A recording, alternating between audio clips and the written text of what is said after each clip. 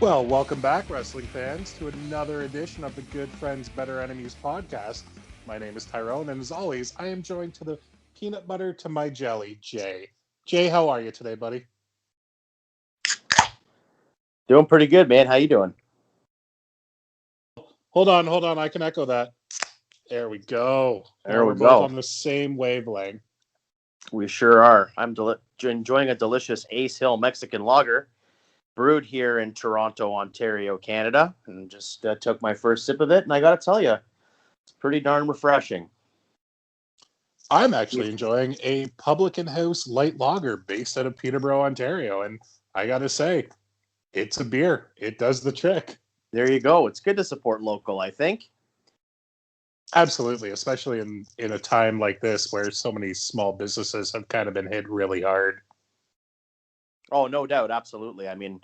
Um, I think anytime you can support someone locally as opposed to the big boys, it's always a good thing. And that brings us to our podcast. It's good to support us, and we're always so thankful for all of our listeners and all of our likes and replies and retweets and everything else under the sun with social media and all the devices there So I wanted to quickly at the top of the show give a thank you and a shout out to all of our listeners and our wonderful audience under the Counted Out umbrella, and of course the Counted Out 7 with Mike and Tyler.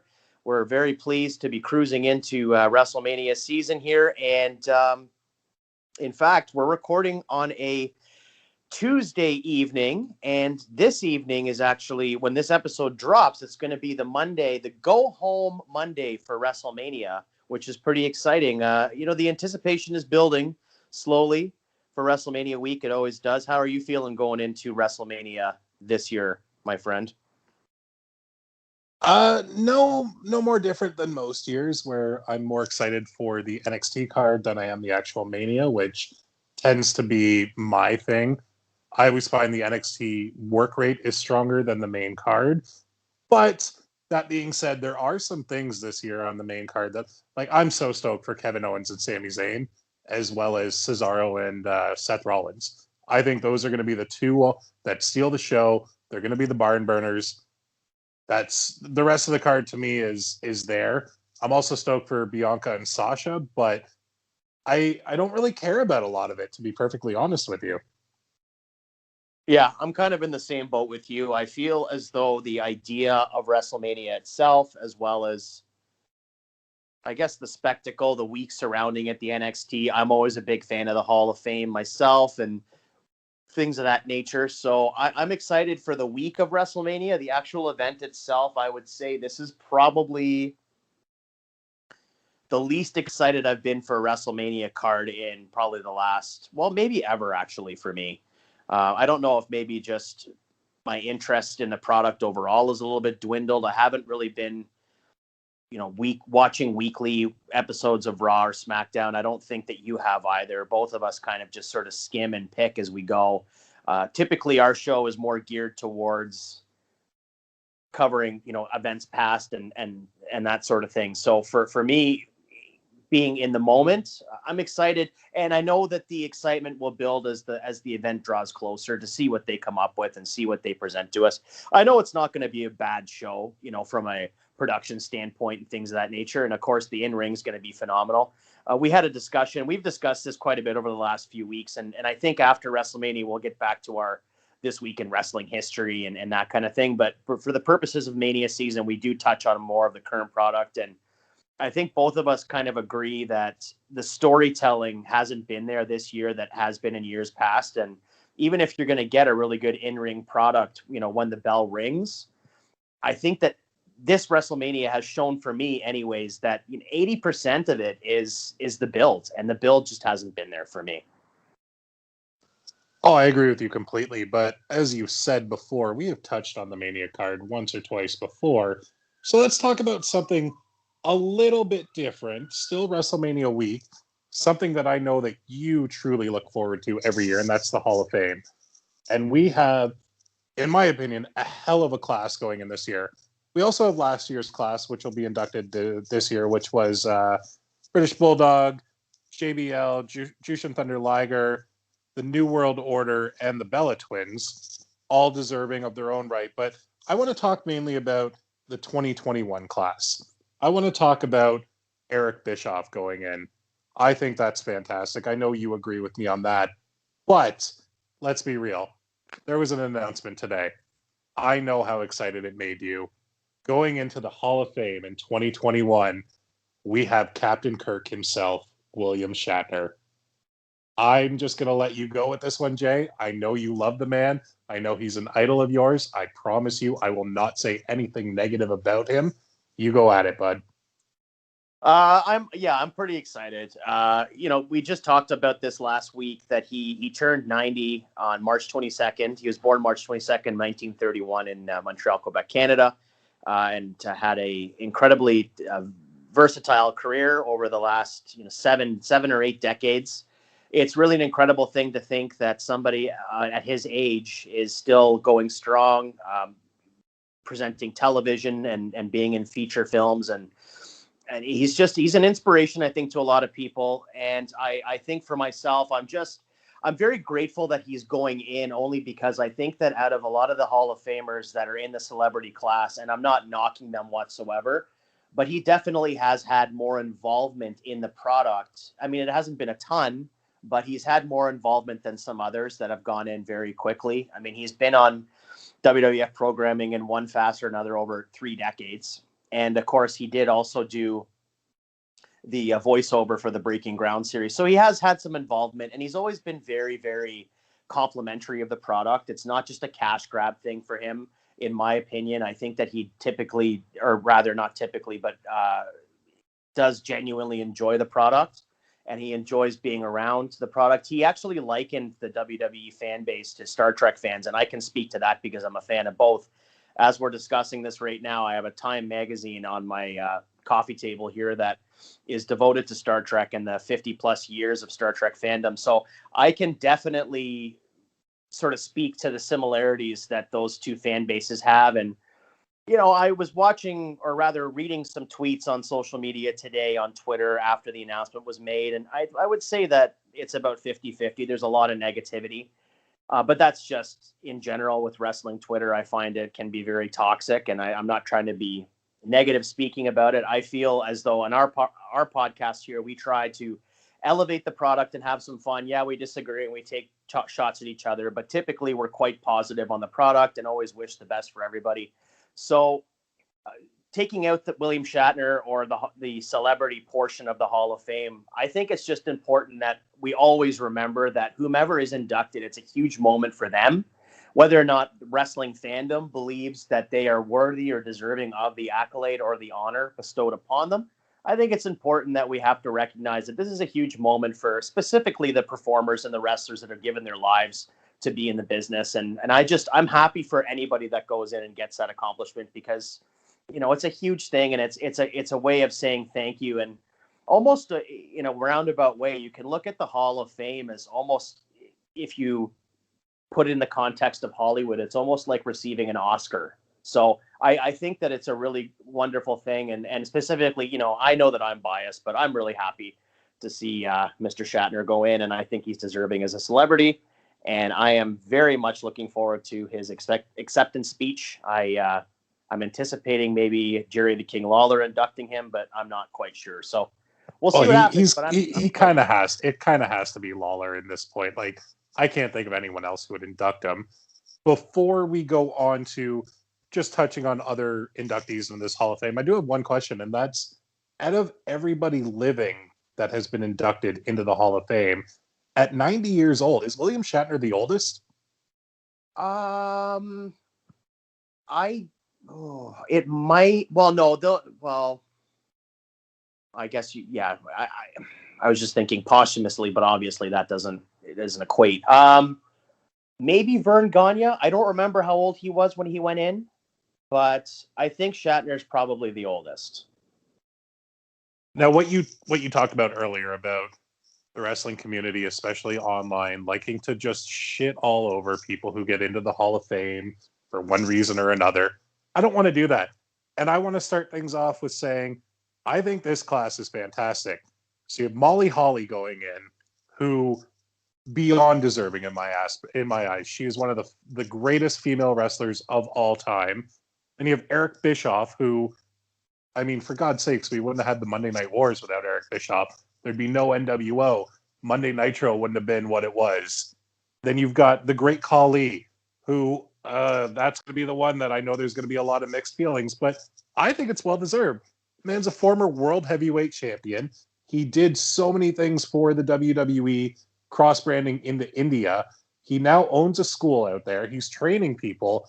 I think Khali is well deserved of this Hall of Fame. But to me, the top two are Rob Van Dam and Kane.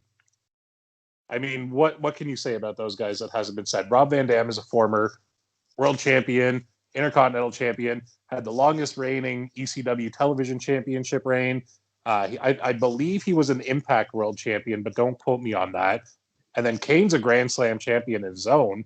Like, he's done everything. He's shoveled the shit as Isaac Yankem and Fake Diesel. Finally got given the Kane gimmick, which could have gone either way, but he took it the Undertaker treatment and kept reinventing himself. And my God, Glenn Jacobs definitely deserves this. Oh, I couldn't agree more. And I definitely think that Kane is a headliner. I remember not too long, it was last week that it was announced that he was going in. And then, the next question you'd see by the IWC is, who's the headliner going to be? And to my mind, it's Kane. I mean, Kane's a headliner for me. There's no ifs, ands, or buts about it. I feel like his career absolutely warrants him being the headliner for this year's Hall of Fame class. And, going back to some of the other names you mentioned, Amali Holly, for example, I think without question, she deserves it. I mean, she's an incredible in-ring talent, and she had a great run in the WWE, but that is also coupled with all the things that she did backstage, behind the scenes, helping to train the Trishas and to some degree the Litas, bringing some of these younger talents along and helping them become big time stars. You just watched the WWE Icon series with Beth Phoenix, and she credits Molly Holly. I was just going to bring that up.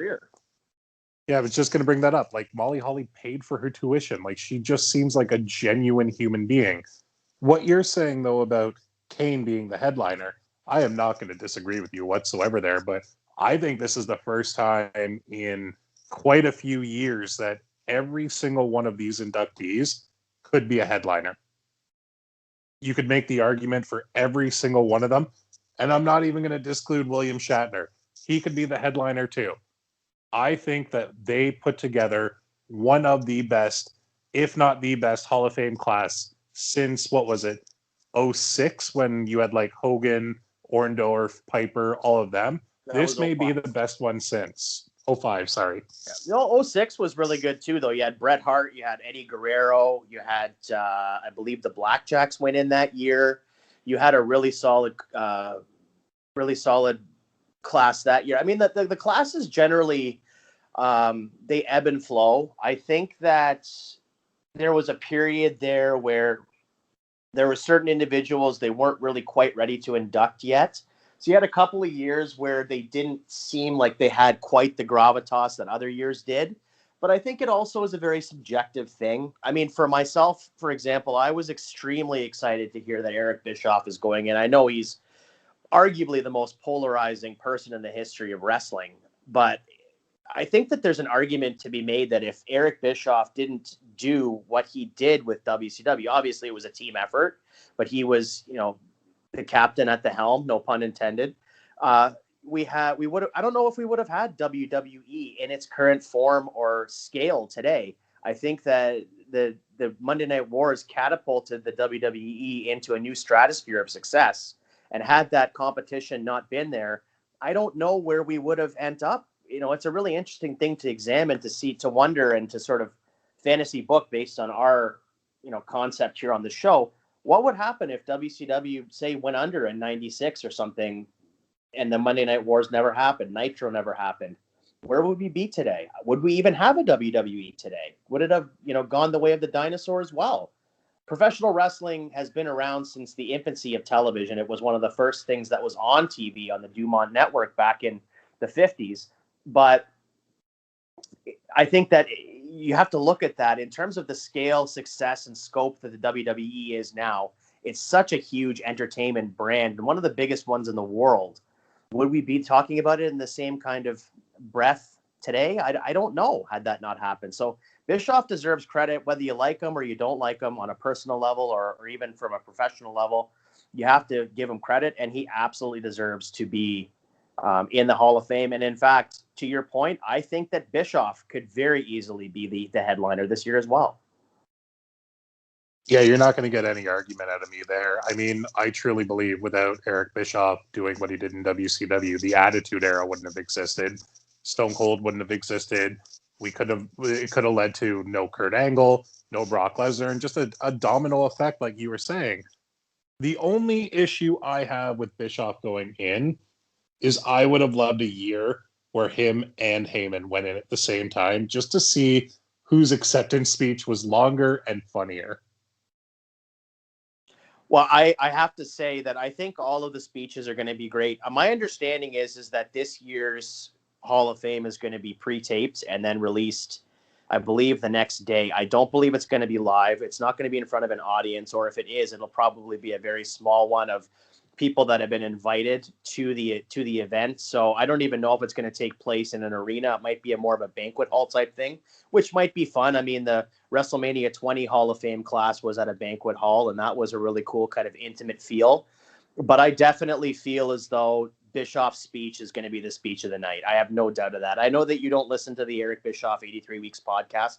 I rather enjoy it. I listen to it weekly. It's one that's kind of destination programming for me in terms of the Conrad Thompson umbrella. I love the Bischoff podcast, and I'm not trying to give them a cheap plug here, but I just when something's good, I'll talk about it, and just the way that he expresses himself and tells stories, and just basically, I think at this point in his career, he doesn't have anything to lose. So I get a very genuine genuine vibe from what he talks about. And I'm very excited to see what he has to say. I think it's going to be a really interesting speech. Yeah, hopefully if they do tape it a day before, they don't edit a lot of things out and they keep it pretty in sync, which I do believe they will. But then again, with all the editing going on Peacock right now, you never know.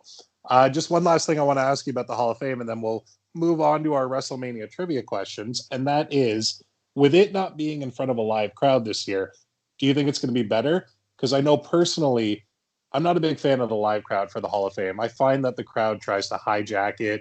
The chanting can go on too long. We don't need every Tom, Dick, and Harry in their John Cena shirt and jeans. Like, if you're going to go to the Hall of Fame, I'm of the belief as a fan, put on a suit. You're going to a black tie affair. Don't show up looking like you're going to Monday Night Raw. Yeah, well, I've been to Hall of Fame. I've been to the 2016 Hall of Fame. It was a destination for me. It was a choice for me because I was going with my brother. We weren't going to go to every wrestling event. I had a choice of going to the Hall of Fame or going to NXT, and I opted on the Hall of Fame just because it's my favorite night of the year. Besides WrestleMania, it's my second favorite event of the WrestleMania week. And I was wearing a full suit and tie. We actually got a chance to get some tickets to be in a skybox, so we were watching it from up above, and I'm not trying to sound like a baller here, but we had bottle service, and so we were having a couple of Grey Goose and sodas and watching it from those seats, and it was great. I mean, there were a lot of people, I will say, that were in attendance that did dress up. They were wearing suits and ties, but then, yeah, of course, you did have the folks that were wearing the jeans and t-shirts, and that's totally fine. I mean, I understand it's supposed to be fun, relaxed for the fans. To answer your question, I think that I am completely fine with there being fans in attendance. I think there should be a dress code that is enforced to somewhat of a degree. I also think that we could probably do it in a smaller venue.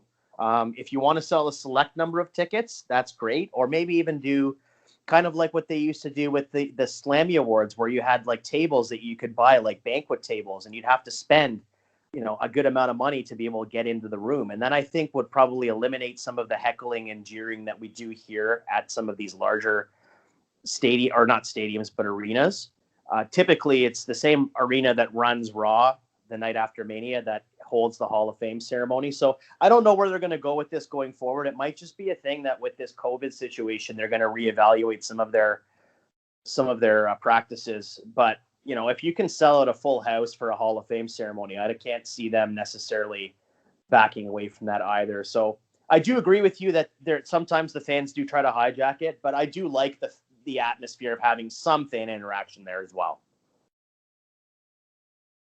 No, I think you just nailed it on the head there, but I couldn't agree with you more. Now, with that being said, are you ready for some trivia? I sure am. Boy, that first Ace Hill went right down the gullet, so let's do it. Well, there you go. Time to crack another one. So we're going to go back to WrestleMania 5 for our first question here today. And I simply want to know, who did Bobby the Brain Heenan face at WrestleMania 5? Hercules, right?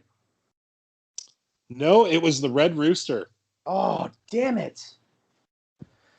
Oh, these WrestleMania trivia questions, some of them, yeah, we've talked about this before, man. Some of them, there's so many WrestleManias, it's hard to remember everyone from memory, but okay. Well, I hope we're going to go we're going to go to a newer one next. We're going to go to WrestleMania 32. I do believe you might have been there, correct? I was there. Yeah, physically I was there, yeah. So who did Baron Corbin last eliminate to become the Andre the Giant Battle Royale winner?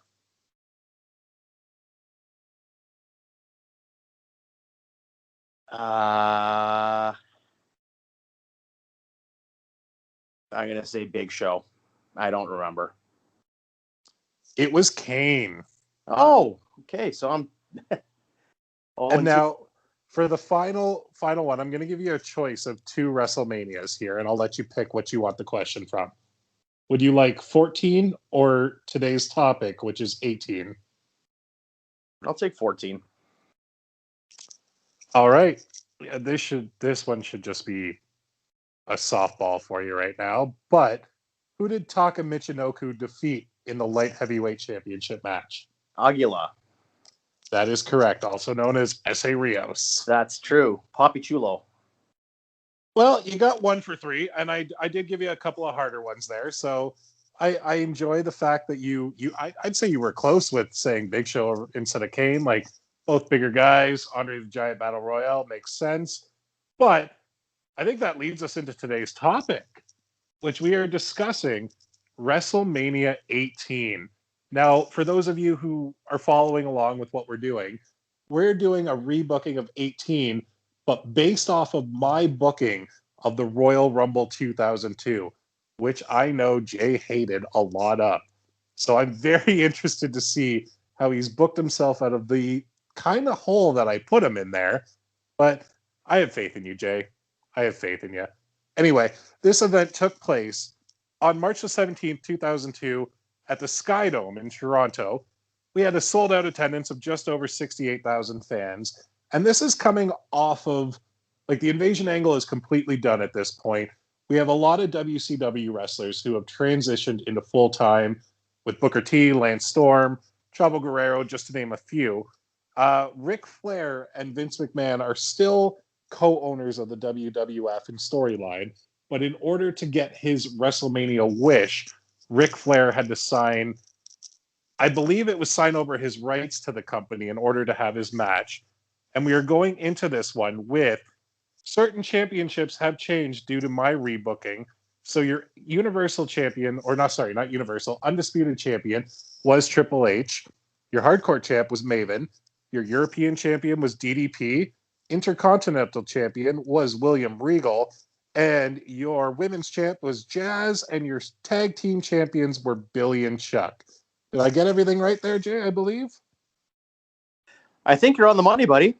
No, the Intercontinental Champion was Lance Storm. You booked Lance Storm to be the Intercontinental Champion.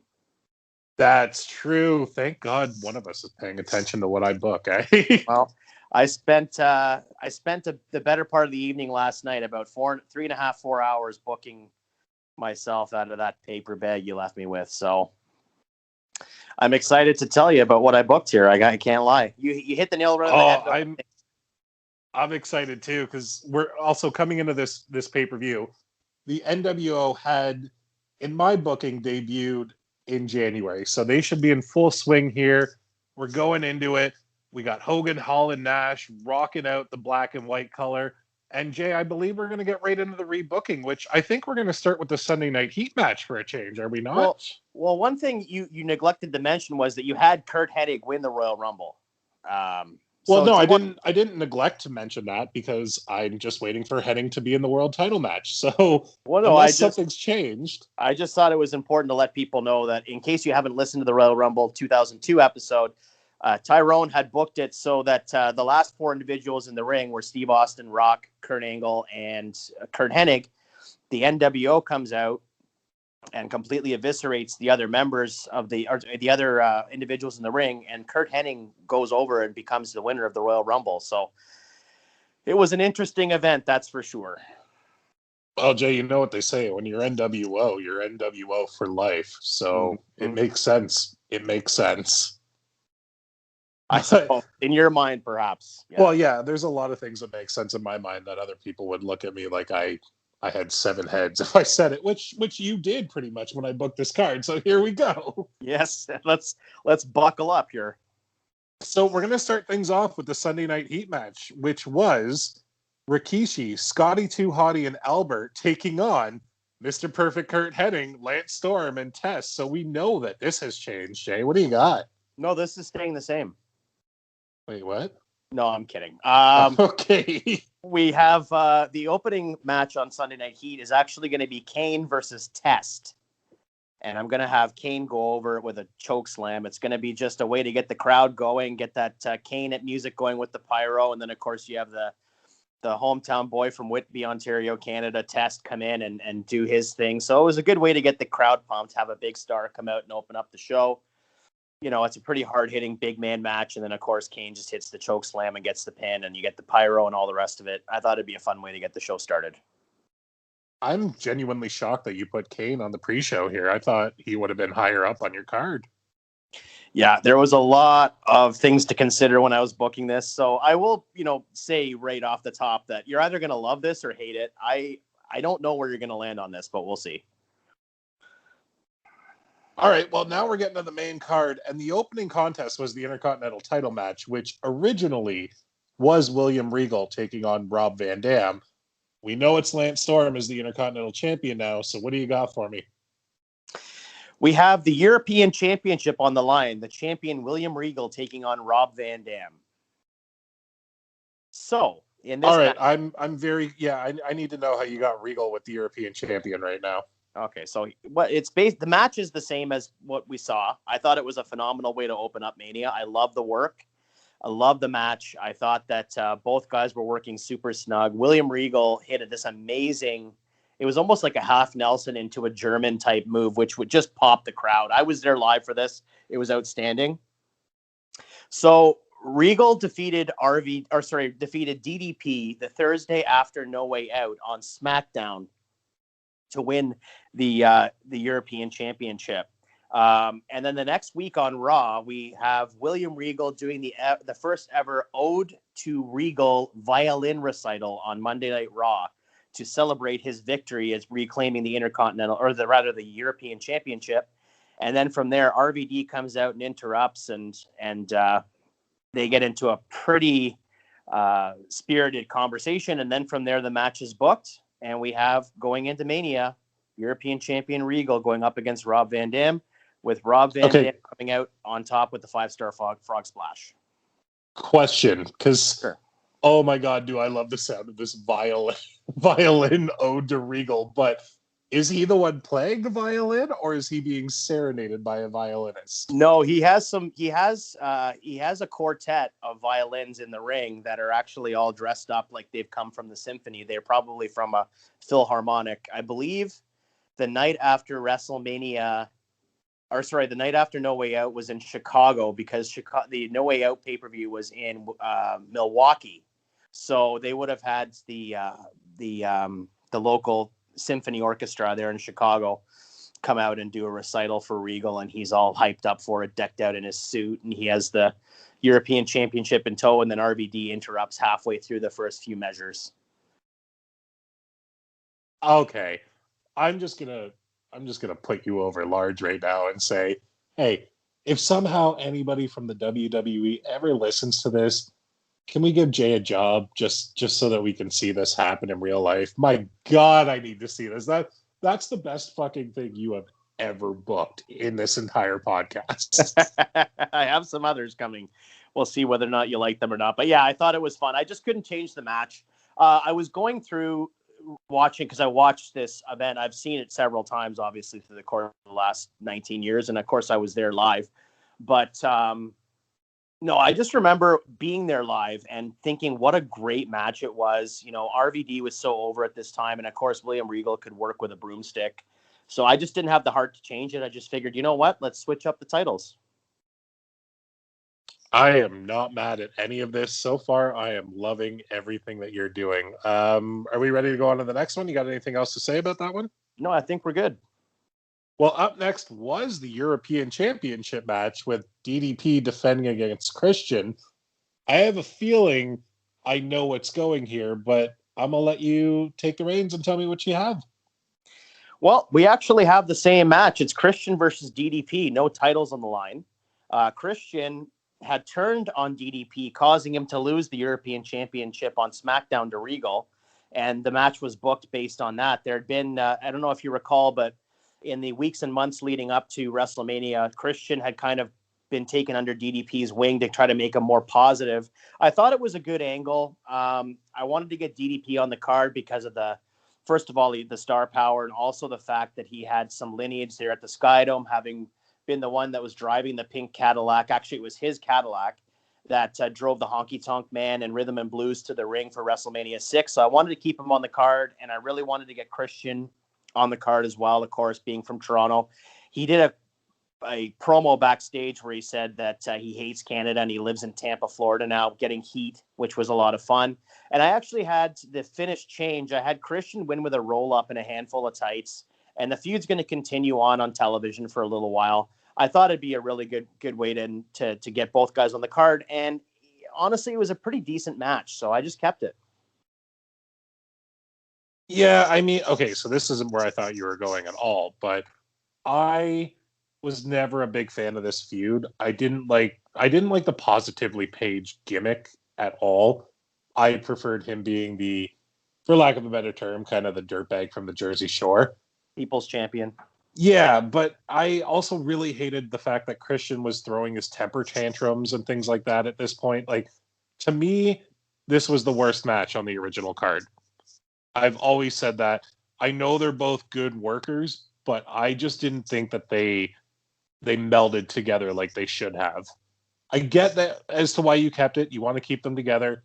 That's fine. I'm going to disagree with you on this one. That's totally fine. And I have to say, like, even if you hadn't rebooked this card ahead of time for your version of the Royal Rumble 2002, this particular WrestleMania, I feel like might be one of the WrestleManias that has the most moving parts to any Mania that I can think of. I mean, obviously we haven't booked a lot of other ones yet, but this one has so many different stars, so many people that need to get exposure. Plus you want to get Canadian talent over. It was a really hard event to rebook. And then of course the extra layer of having your rebooking on top of it. I just felt like I wanted to get both guys on the card. I mean, it's your card, man. I get it, but I don't know about you, but I think I'm done talking about Christian and DDP now. And let's move on to what I called one of the funner segments of the show, the Hardcore Championship. It wasn't just one match; it kept going throughout the entire show, and I think the title changed hands 4 or 5 times. But originally, we have Maven defending the Hardcore Championship against my boy Goldust. I'm scared to ask what you have here. Well, I have to tell you, buddy, I'm sorry to say, but the Hardcore Championship is not on WrestleMania 18. I figured, you know what? The Hardcore Championship at this point was a little bit passé for me. I feel like it had peaked probably when Crash Holly was holding it a year or two previous. And at this point, I just didn't feel like it needed to be on WrestleMania, especially with all the other talents that were available. I love having Goldust on the card. Unfortunately, he won't be on this card. He will be in subsequent events in 2002 when we rebook them. But unfortunately, just for this one, I just had to make it a healthy scratch. So in its place, I have booked a 6-person tag team table match. The Dudley Boys and Stacy Keibler going up against the Hardy Boys and Lita. I mean, I'm still trying to wrap my brain around the fact that Goldust isn't on this card, but yeah, okay, a six person tag match in a table match. I don't hate it. I personally have never been a big fan of putting the women in a tables match with the men. But walk me through this one. Is this a single, once somebody gets eliminated, the whole team is, or is it an elimination where it can get down to 3-on-1? You could have the Hardys and Lita just against Stacy Keibler. What do you got? It's an elimination. I do agree with you, but you have to look at the way the federation was at the time. So I'm booking in the Attitude Era. So I have it as a very storied rivalry that's reignited, and we're adding the wrinkle of having Stacy. She's been flirting with Matt Hardy on television. Lita's having none of this and gets involved. She gets really upset and jealous about the fact that Matt Hardy seems a little bit receptive to Stacy's flirtations. So during the match, Jeff gets eliminated first. He goes for a swanton, and it's countered into a powerbomb through a table by Devon. A few minutes later, Stacy is distracting Matt on the apron with her, gorgeous figure. Matt is, seemingly smitten by Stacy, and a jealous Lita pushes Matt off the apron, and he goes through a table that's set up on the floor. And seemingly as an accident, she's pushed him out of a moment of just frustration and rage. And a distraught Lita turns around and goes right into a 3D. So it's a clean sweep for the Dudleys. One thing I want to pick apart on this is traditionally in table matches, if you don't get put through the table by your opponent, you are not eliminated. So technically, wouldn't Matt still be in it if Lita pushed him through it? I think for the purposes of the angle, it didn't make a lot of sense, or it didn't really make much of a difference. I think it was completely fine just to go ahead and to push the story forward. It made a lot of sense in my mind to have Lita be a little bit jealous. I mean, obviously, they're both very attractive women, and for Matt to be kind of smitten by Stacy's flirtations. Obviously, she's flirting with him so she can get the upper hand for the Dudleys. But this is the time honored tale in wrestling that you get. The guy that's always distracted by the good looking girl at ringside. So to have Lita be kind of upset about it, and in a moment of just sort of like, I'm fed up with this kind of thing, just shove him, and then he slips off the apron and goes through the table, I thought was a fun way to finish the match. And of course, she turns into the 3D. I don't know. I understand what you're saying, but at the same time, I think in the Attitude Era, especially, rules didn't really matter as much. Oh, they meant nothing, and we know that. The important question that I have to ask, though, is did Saliva still play the Dudley Boys to the ring? 100%. All right. At least we're still getting some Saliva and hopefully some Drowning Pool at some point, too, because God knows it wouldn't be WrestleMania without some new metal. Absolutely. All right, well, let's move on to Kurt Angle defeating Kane. Now, we know Kane's not on the card. I really hope Kurt Angle still is. You've already taken Goldust from me. Do not take my Olympic hero from me, Jay. The next match on the card is a fatal four-way for the WWE Cruiserweight Championship. We have Tajiri, the champion, defending against Billy Kidman, X-Pac, and Chavo Guerrero. Love 3 out of the 4 of this. I know you do. There's not much of a story to be told about this one. I think the Cruiserweight Championship and the Cruiserweight division was kind of an afterthought at this point. We'd have some matches on SmackDown specifically. Come the brand split a couple of weeks down the road from here, it would be an exclusive property to SmackDown. But for the purposes of this particular match, I just thought it'd be great to get 4 really solid workers in the ring. Obviously going to be your quintessential cruiserweight match going back and forth with a lot of great high spots and some incredible in-ring work. And then I'm going to have Billy Kidman go over with the shooting star press to win the Cruiserweight Championship. I like it. I like it a lot. I mean, it would only be what, about 6 months later that Billy Kidman would win the Cruiserweight Championship at Survivor Series, but why not put it on him? Why not put the Cruiserweights on the show? They deserve it more than almost anybody. They always seem to get overlooked. They become an afterthought when really they are some of the hardest working guys out there because they're just trying to get a spot. They don't always have that spot, and I'm glad that you gave it to them. I love that Billy Kidman won. I'm just glad that we didn't get X-Pac winning, personally. Well, I just felt like Billy Kidman deserved it, and especially because I felt that if Billy Kidman had been booked differently when he came to the Fed, he would have been a bigger star. I think that he was starting to really climb the ladder in WCW in 1999, and then even 98, the latter part of 98, and then into 2000. Putting aside that Hulk Hogan feud that he had in WCW in 2000, but I thought that he had some star power. I thought he had some potential to be a little bit bigger on the card, a little bit higher up. So why not reward that and give him the title? And then, that's going to be the biggest stage of the year. Put the title on him and see where he goes. I couldn't agree with you more. I have always been a Billy Kidman mark ever since he left Raven's flock. Even when he was in the flock, I liked him.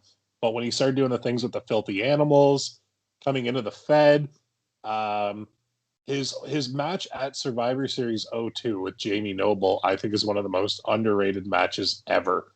So I'm really happy you did this. Thank you.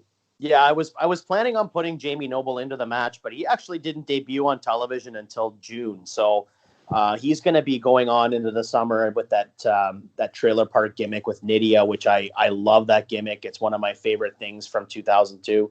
So to have that cruiserweight title be contested against Jamie Noble, whomever the champion is, whether it's Billy Kidman or where we go from here after this, I rather enjoyed that. So I think it would be a fun way to introduce the cruiserweights into the summertime with a fresh face with Jamie Noble. Oh, I couldn't agree more. All right, cool. So should we move on to the next one, or you betcha. Have anything? All right. Well, the next match on the original card, I think, is one that always gets overlooked because of the Rock Hogan match, and that is the Undertaker going one-on-one with the Nature Boy Ric Flair. I really, really hope this is still here, Jay. The next match on our card is Mr. Perfect going up against Kurt Angle. Okay, so okay. I don't get me wrong. I love this match. I don't love that Henning's not in the main event. I had a feeling that was going to happen, but I like where you put him on the card. So walk me through this one. The night after the Rumble, Ric Flair comes out on Raw and decrees that the final four in the Rumble, Hennig, Rock, Angle, and Austin, will have a final four match to determine who the legitimate number one contender for the WWF championship was, as the NWO involvement caused a controversial finish. So those four battle it out, with Angle eliminating Hennig. After the match, the NWO comes down to the ring. Hold on 1 second. Did you really just give us In Your House Final Four version 2.0? Yep, 100%. Oh, you would do that. Okay, cool. Keep going. Well, it's on Raw. It's not on the pay-per-view. So after the match, the NWO comes down and brutally beats down both Angle and Hennig. They'll eliminate Hennig from the faction, citing his loss as the motivation in a promo the following week on Raw. So for No Way Out, we have Hennig and Angle as a tag team going up against Hall and Nash.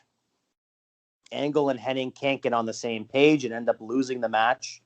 The tensions build on the next night's Raw, and then Angle causes Hennig to lose a match to the Godfather on SmackDown, and eventually tensions boil over.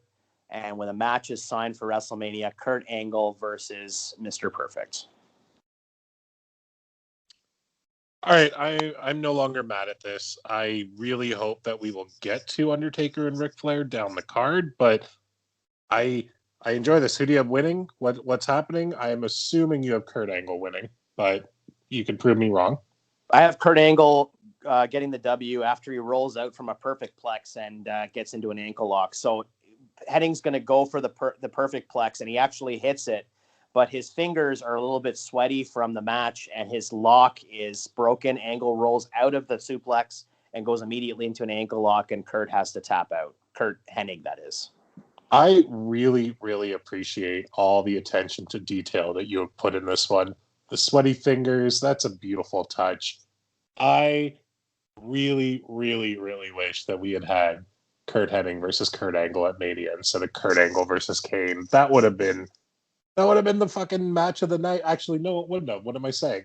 It would have been forgotten because Rock and Hogan happened at this event. So any great match is just forgotten because of that. And I'm not mad at it because it was one of the more iconic moments of wrestling history. But yeah, whatever. We'll get to Rock Hogan later, I'm sure. But I give this one a solid thumbs up. I enjoy this one. Good job there, bud. Thanks. Yeah, no, it's I'm enjoying it quite a bit. I think that it would have been a fun angle. And of course, when you have the two singles that both have huge egos, like Hennig and Angle have, going up against another set of huge egos in Hall and Nash, I thought it would have been a good way to kind of, and then my big motivation for this as well was, you have to blow off the NWO thing with Kurt Hennig, and because of the way you had booked the Rumble, and you have to blow off all of that. But I didn't want to go into Mania with Hennig having to go after the NWO. So I thought the best way to do it was to put them together as a tag team. And then the story out of the match turns into Angle and Hennig as opposed to the NWO. That's now, in the rearview mirror, and we're moving towards just a singles match. And that's kind of the way I thought that it needed to be. I didn't want to see, NWO Kurt Hennig going up against Kurt Angle. I wanted to see Mr. Perfect going up against Kurt Angle. I respect that a lot. And yeah, like I said, you did good. I think we're going to move on to the next one, though, which is the match for the ever so coveted Japanese shampoo spokespersonship between Booker T and Edge. And if this is not a shampoo bottle on a pole match, my friend, I think you fucked up. Well, I don't see how you could have The Undertaker versus Ric Flair in a shampoo on a bottle match. So I'm kind of going to stick with The Undertaker versus Ric Flair on this one. But okay, I see what you're doing there. We're doing Undertaker and Flair. Order the card a bit. Yep, I get it. All right, cool. I like the Undertaker and Flair is staying. I really, really like that. I don't know if you are putting the David Flair thing that I kind of toyed with in there or not, but no, I'm keeping the match exactly the same. I thought that the build for it was perfect. I just love that, the Undertaker went down to the I guess it wasn't the Performance Center at that time, but maybe OVW, and beat up on David Flair down there. And then you had him beat up on Arn Anderson leading up to it. That spinebuster spot in the match with Arn Anderson is one of the greatest spots in WrestleMania history, in my opinion. I absolutely adore it. That honestly, other than the whole Rock Hogan thing, I know I keep going back to Rock Hogan, but it's what this event is known for. Other than that may have been the biggest pop of the entire night. Yeah, no, I thought so too, which is a little strange too, considering that we were in Toronto. But no, it was perfect. I thought the match was great. I think this is the best Ric Flair looked in a couple of years in ring. I thought he looked tremendous. Doing the color, he had the crimson mask and the blood all through his hair. The Undertaker comes out on top with the tombstone. I don't think you could have made this match better. The only thing that kind of sucks about it is you look at 17 and Taker had that fantastic match with Triple H. And then you look at 18, he has that fantastic match with Ric Flair. And we're like, all right, cool. It's finally over. The curse of the Undertaker getting all these terrible opponents is done. And then 19 happened. Yeah, exactly. So that's the only downfall. And then Nathan Jones kind of did a spinning heel kick out of nowhere and missed everybody. And that was it. The match is known for Taker and Fred Durst giving each other a bro hug. Yeah, no, exactly. I mean, we went from that, but then you got Orton the next year, and we got Mark Henry the year after that. So I think he more than made up for it. It was it was like ebbs and flows with the Undertaker streak for sure. You did miss Kane at 20 there. You skipped that one, but it's okay. Most people skip that one. Well, it might have been the Undertaker's best entrance at WrestleMania 20, but I'll give you that one. But yeah, it was not a good match. no, it wasn't. But it was just a way to reintroduce the Dead Man gimmick, so I'm all good with it. All right. Well, the next match on the original card is that bionic redneck Stone Cold Steve Austin going up against Scott Hall. This was a weird match just from start to finish. Like the fact that this is where they put Austin, they didn't even give him. Like, he's in the middle of the card. When has Stone Cold Steve Austin ever been in the middle of the card, other than 12 against Vega? But I feel like this is changing, right, Jay? It absolutely is. We are actually going to have a match for the Intercontinental Championship. We're going to have Lance Storm as your champion defending against Edge. This I like. This I like a lot. This happened at SummerSlam the year before, did it not? It did, yeah. I believe it happened at the Summer. Yeah, it was. Was it unification match? No. I don't believe no, it was. it was just an IC title match, and it was that weird streak of Intercontinental Champions where it went like Edge into Lance Storm into Albert. Like it was just a really, really weird train of people there. Yeah, absolutely. It was bizarre. We're going to get into the Invasion Angle booking at some point in the spring. I believe we've been talking about that. As we've alluded to in previous episodes, it's something that has a lot of, much like this card, moving parts. And we're not 100% sure how we're going to do it yet, but I think both, I don't want to speak for you, Tyrone, but I think that both of us are kind of chomping at the bit to get our hands on this one. I mean, yes and no, I think is the best way to put it. There was a lot of garbage, but there was some good stuff, and I feel like we could make it a lot better than they did. Oh, 100%. 100%. So, with the Intercontinental Championship match, I had Edge challenging William Regal to a kind of a blood feud match at No Way Out. And the only way he could get Regal to agree to wrestle him again, having screwed him at Royal Rumble, was to put his championship rematch clause at stake. So the two went at it at No Way Out, and Edge came out on top. We blow off the feud that way.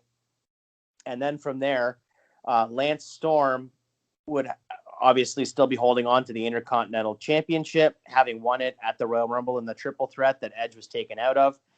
Edge retains his rematch clause, and we go into the match. And, of course, Edge is going to go over and become the new Intercontinental Champion with the Edgecution.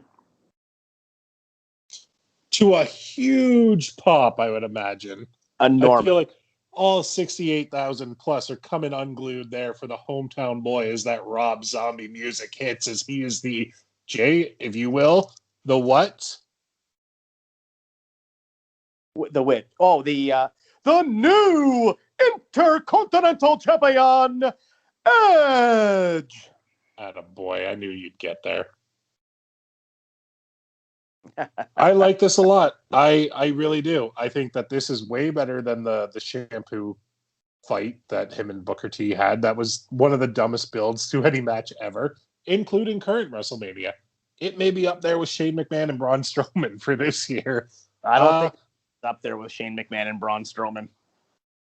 Yeah, okay, that's fair. That might be that might just be a low blow, but I like this. I like this a lot. And you walked me through it. I like the match. I like the finish. I think it's great. Good job. Thank you very much, my friends. So next up is where we kind of, I don't know if we're going to part company or you're going to enjoy this. We'll see. What do you have next? Well, the next match on the original card was the Fatal 4-Way elimination match for the Tag Team Championship with Billy and Chuck defending against the APA, the Dudleys, and the Hardys. Half these guys have already been on the card, so I don't know where we're going right now, man, but you got me on the edge of my seat with what you just told me. After winning the championship at the Royal Rumble, Triple H is scheduled to defend the championship against Jericho in a rematch. In the weeks leading up to No Way Out, the NWO is trying to recruit Hunter to join. Triple H continually blows them off or changes the subject in backstage vignettes or in-ring promos. The NWO was in recruitment mode and would interrupt Triple H's promo several times in the ring.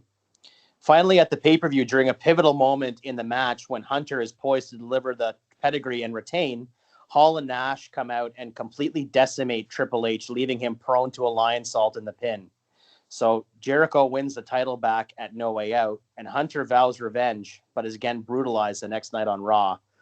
This continues on SmackDown 2 days later, and the following week on Raw, Triple H comes back, but has backup this time.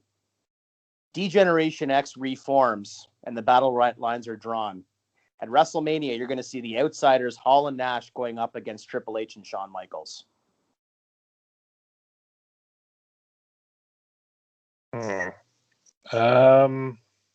I fucking love this. I'm not gonna lie. This is fantastic.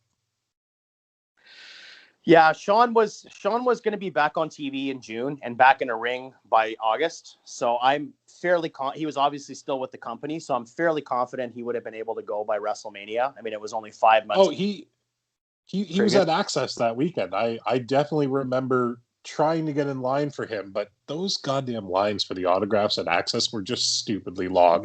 You would line up for, like, prime example, we lined up.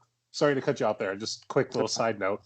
I went with a good buddy of mine. Shout out to Scott Soundy. We went to Access together, and we got in line for Chris Jericho, and we were super excited for him. I mean, it's Chris Jericho. We're Canadian boys. He's one of the greatest of all times. We literally got 3 people to the front of the line, and his time ended. And no disrespect to who came out, but it was not who we were there for.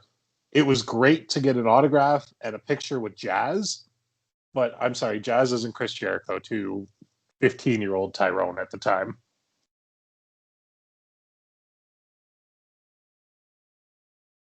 No, that's absolutely fair. I was there as well. I had a lot of fun. I got a chance to do the announcing booth stuff. I did it actually by myself.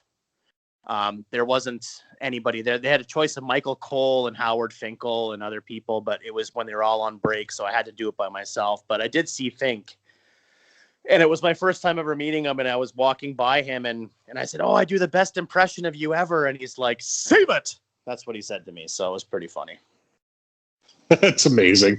That's a giant good story, because that's a sentence that we say now, giant good.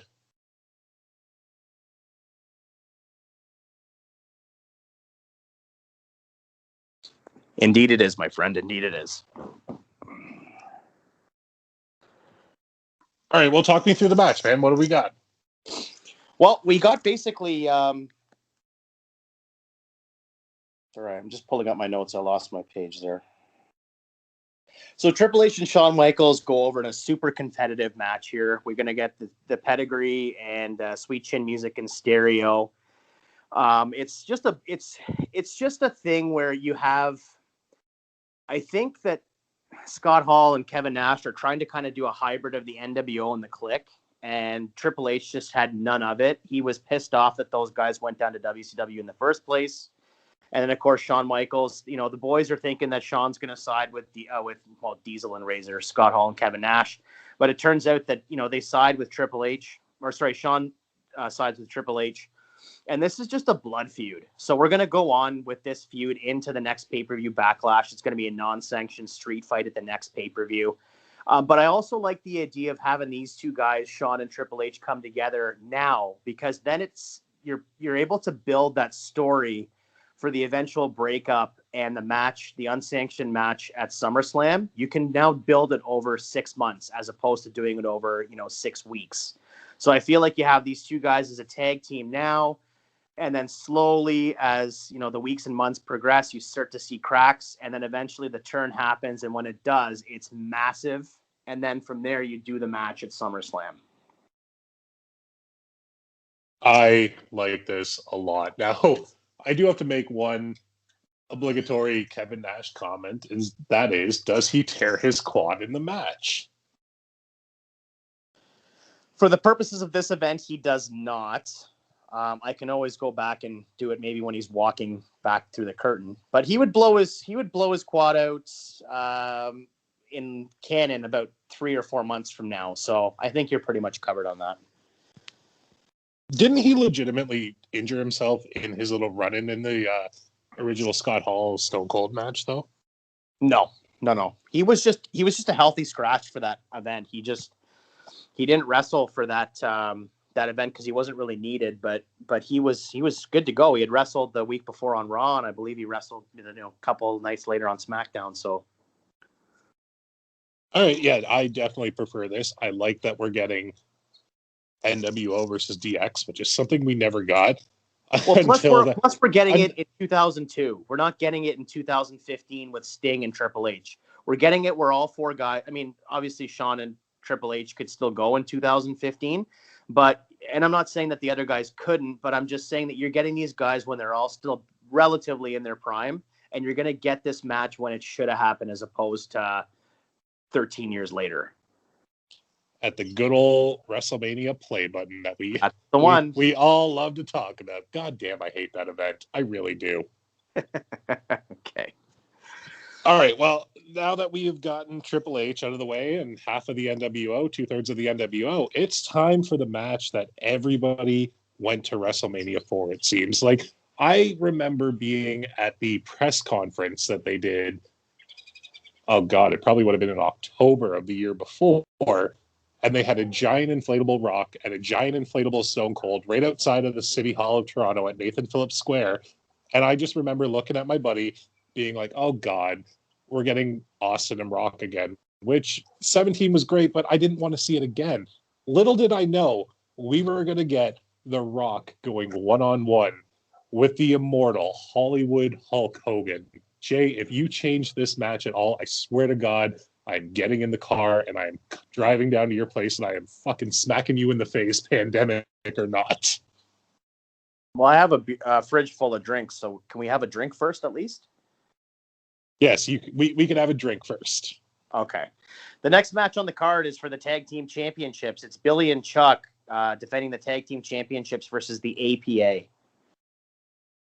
Okay, just a little solo tag. Well, 2 tag matches in a row, though. That's okay, interesting booking. I don't hate it at all. You know me, I love tag team wrestling, but I think that this is, unfortunately, it's a tag team title match, which should significant the main event of tag team wrestling, especially at WrestleMania. But the only issue I have with this is you're coming off of quite possibly the hottest tag team match that we would ever not see in the history of wrestling. So that's the only thing I don't like necessarily is the placement of this. That's totally fair, and I get why you'd say that. My mentality about the whole thing is that I don't really think it matters what you put on after that, and this is, again, going back to ebbs and flows. I get what you're saying in terms of match placement and that kind of thing, but, like, we have so much big stuff still to come on this card that and again, like what I had said earlier, like there are so many moving parts to this card. I think the argument can be made. I mean, certainly the next year as well, WrestleMania 19, but I think the argument can be made that this WrestleMania 18 is the most star-studded card in the history of WrestleMania. So disagree hard. I'm going to disagree with you hard for a second there. I'm going to say you're forgetting 17 had the gimmick battle royale. And I'm not even saying this as a joke. Like, yes, if we're talking star-studded, that battle royale had Nikolai Volkov, the Iron Sheik, Hillbilly Jim, Brother Love, Jim Cornette, Michael Hayes, Doink the Clown. Like, it was a weird, dumb match, but my God, was it ever star-studded. I can't argue with that. I just mean in terms of, okay, yeah, you're right that there was a lot of stars in the big gimmick battle royal, but it also wasn't presented as them being big stars. They were presented as, a comedy act, for the lack of a better term. Do I agree that it should have been? Probably not. And do I agree that if you're going to do that, some of the names that were in it shouldn't have been presented in a comedy vein? Yeah, I agree with that as well. But at the same time, I just think for WrestleMania 18, with the inclusion of the NWO and Ric Flair, on this card. I have a hard time, again, with 19 being the obvious exception, maybe 17 as well, but I think that this was the sweet spot here. I mean, I don't think that in terms of big time box office wrestling superstardom, it gets bigger than WrestleMania 18, maybe 19. Yeah, okay, I'll give you that. I mean, 18 was the return of the NWO. You had Triple H, Rock, Austin, Angle, Undertaker, Flair, Kane, Booker T, Edge. All right, yeah, I'll 100% give you this one. In this match, we have the APA is out to collect a debt, as they had the Billy and Chuck had availed themselves of the Acolyte Protection Agency services to retain the titles over the Dudley Boys. When the APA realizes the tag team champions had paid them in Canadian currency, exchanged early in anticipation of WrestleMania in Toronto, it becomes personal. But what follows is an unexpected series of extremely violent attacks on the part of Billy and Chuck that make this feud go from a comedy popcorn match to being some serious stakes, because now not only have they screwed the APA, but they've also brutalized them a couple of times and keep on getting the upper hand on two super tough guys. So I have the APA winning the tag team championships in a relative squash match after Bradshaw hits 3 consecutive clotheslines from hell on Chuck. I love the fact that you put Canadian currency in there. I'm just picturing them paying them in rolls of loonies and toonies, but that's fantastic. I also don't mind the fact that it's a squash, because you piss off the APA. I mean, Public Enemy can attest to this, that, yeah, you don't do that. They're going to beat the living hell out of you. Yeah.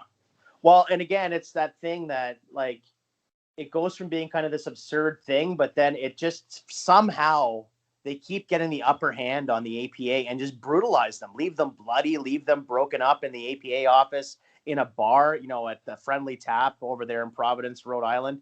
Like, they've just brutalized them a couple of times, and you expect the exact opposite. So when it's time to get their receipt, we all know I'm not the biggest JBL fan. I mean, I'm a fan of his work and his character. I'm not the biggest fan of him, but I will say that his clothesline from hell is one of my favorite finishers of the last 15 years. And him hitting 3 stiff ones in a row on Chuck, the guy would be decapitated.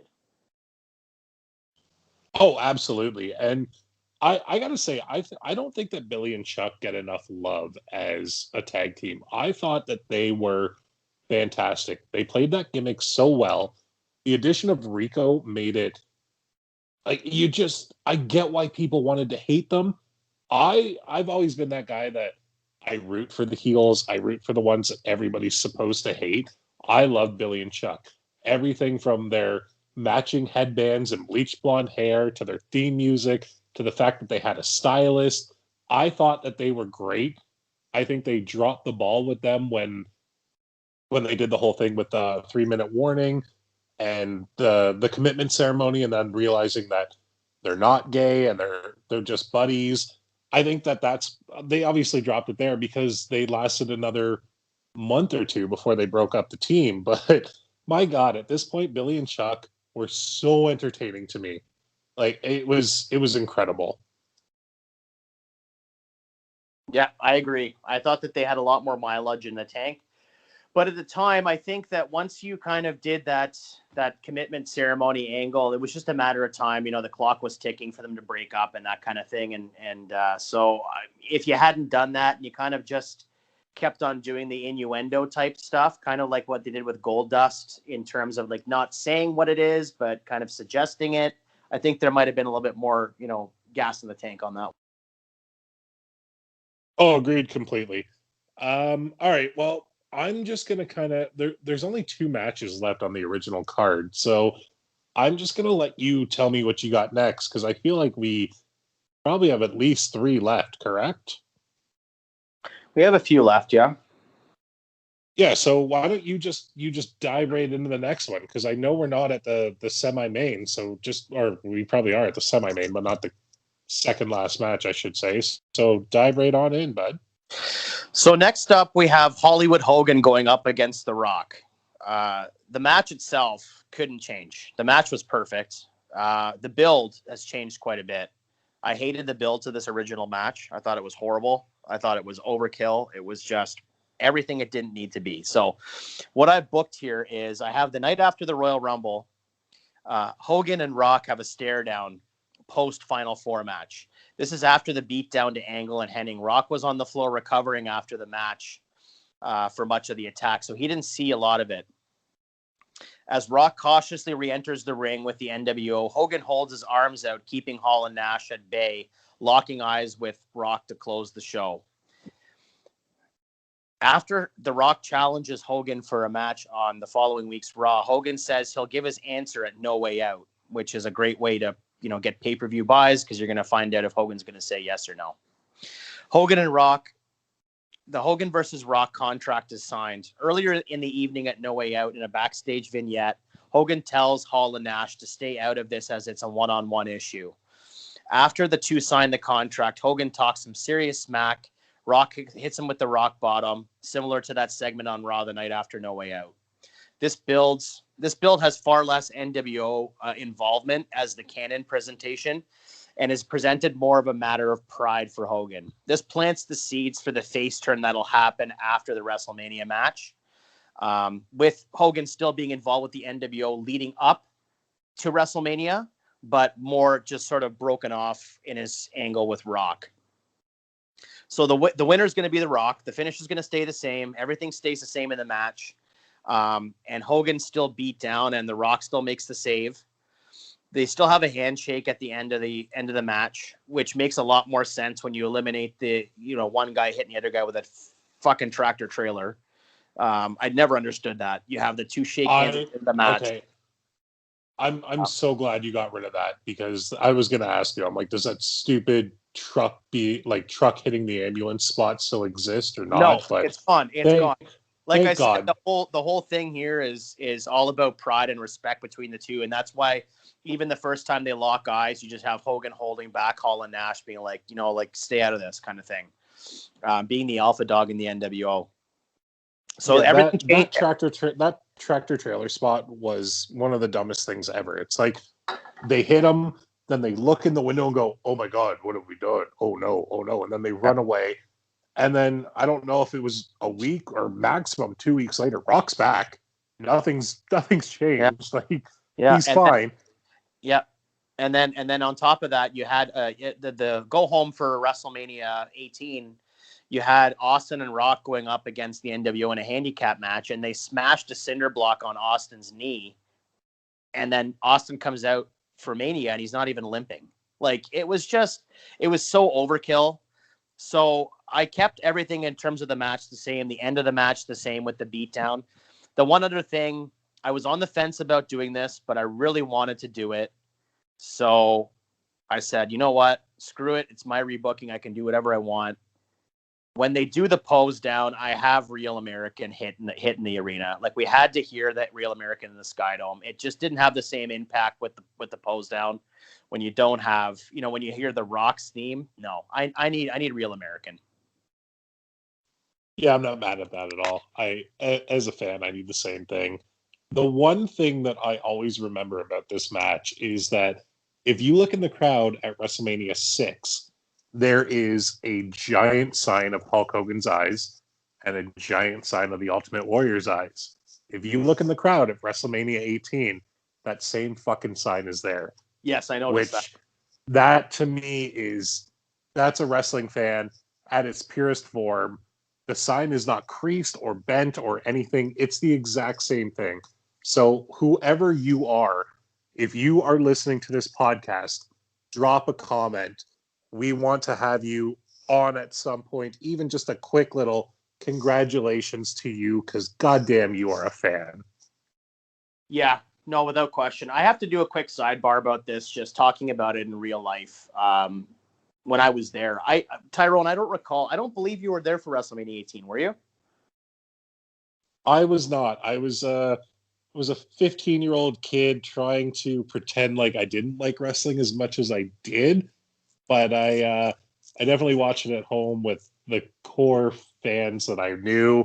And It look, was St. up doing a podcast. Yeah, it was St. Patrick's Day, and when you're fucking 15 years old, all you want to do, if you can, is get drunk. So I definitely remember having a case of, if I can throw a cheap plug at a group I don't think exists anymore, Dave's Island Stingers. Ugh. That's what I was drinking at the time with three of my buddies. My mom and my stepdad were there too. And I'll never forget, my mom didn't watch wrestling. She may have it back in the day. Like my dad growing up was a big fan. So I think that they had their moments. But she looked at the TV and went, am I stoned or is Hulk Hogan on the television right now? Which still makes me laugh to this day. But yeah, and she just was brought right back into it, watching him hulk up. I was watching him hulk up, being like, part of me thinks this is the dumbest thing, but this is also the greatest thing I've ever seen. I did not have high hopes for this match as a kid. I didn't care about it, and I really regret saying that, but my God, this was, if not the most iconic WrestleMania moment of all time, top three. Yeah, and that's why I couldn't change it on the booking. But from a personal perspective, I was there, and I'm actually, when you're talking about it, and while we're talking about this match, I literally, it's been 19 years, and I have goosebumps all over my body thinking about this when I was there live, because I think everybody was excited about the prospect of the match. And I think that the buzz around town, I mean, you were at Access, I was at Access. I think the buzz around town was that everybody was really, really excited to see Hogan. And it's not just seeing Hogan, but seeing Hogan come back home, back in the WWF. And I remember I wasn't never particularly a big Rock fan. I think my big disappointment that night was that Steve Austin went on so early. I was such a big Steve Austin fan, still am. And God, I'm getting a little bit emotional just talking about this. That I just when his music hit, the NWO music, and Hogan came out, I have never been in an environment as a wrestling fan that can top that moment. The only one that's ever come close to me is when Steve Austin came out at WrestleMania 32 in Dallas. I was there live for that, and the pop that he got with 101,000 people, that when the glass smashed, that was arguable. But the fact that Hogan came out, he was so incredibly over. Everybody was chanting him. People that were around me in my section, I was there with two family friends. People that were around me in the section that were cheering Rock 2 or 3 minutes into the match were chanting Hogan. Everybody in that audience was chanting Hogan. I have goosebumps talking about this. It was an out-of-body experience. Jim Ross said it best himself during the commentary, that he was having an out-of-body experience. My favorite call that Jim Ross has ever made is in this match, when Hogan hits the leg drop on Rock for the first time, and Jim Ross exclaims, "He beat Andre the Giant with that move!" And it was just like, wow, I wasn't expecting to get this excited about this. I swear to God, Tyrone, I have goosebumps all over my body. I'm talking to you right now, forget the podcast. I'm talking to you right now, just you and I talking on the phone. And this is a moment that is unsurpassable in terms of my fandom. It'll never be as good as it was on this night, in that event, in that atmosphere, with those two people clashing in that moment. It's never going to get better, I don't think, in my lifetime as a wrestling fan. I can't disagree with you. And it also can't, because we don't have those types of stars to do that with again. What's going to happen in, I don't know, 10 years? Are we going to have, I guess it can't even be 10 years because he's already in his 40s, but 6-7 years down the road, you're going to have John Cena and Roman Reigns, because that's the closest thing we're going to have to it, really. It's never going to be like that again. And that's the conversation we've had before, is that, especially for WrestleMania, that WrestleMania itself it's all about the brand WrestleMania now, as opposed to the big time marquee stars or big big match that draws. I mean, there are some exceptions, but for the most part, it's all about the spectacle of WrestleMania. And I remember, and you remember, and we both come from a time period where it was the match, the big match that draws. And for this year's WrestleMania in 2002, it was Rock Hogan. I mean, I think as I say this, me seeing Rock Hogan is as close as it would come to seeing Hogan Andre. Like that's as close as it would come to replicating that moment, I think. So I can't put this match over enough. I wasn't expecting to talk about this long, but it deserves to be to steal one more line from Jim Ross from that night. It was Tyson and Ali. That's what it was. Yeah. It was the best of two different generations.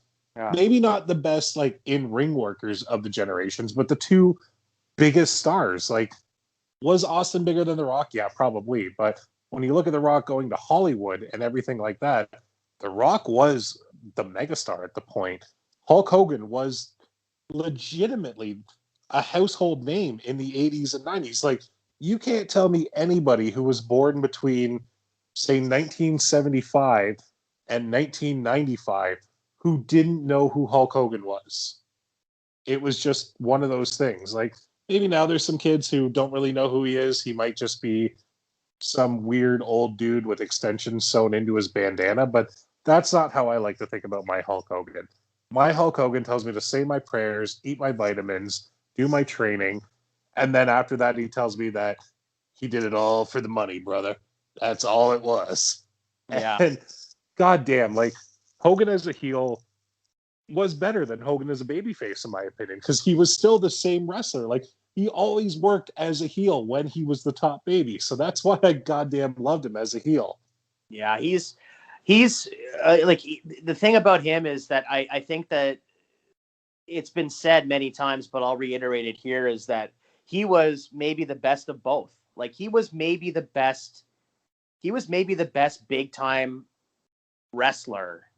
And we're putting aside all the personal stuff, all the stuff that's happened since. I don't want to get into any of that stuff that's, contested and not contested, but discussed nowadays about things that he said in his personal life. I don't want to get into that. I'm just talking about the pure nostalgia that I feel, the goosebump moment that I feel talking about this match, and talking about his career and the moments that he gave us as the character and the performer.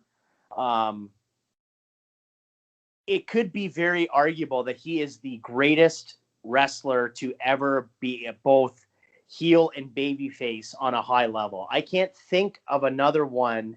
Like Rock wasn't nearly as big as a heel and as he was as a babyface.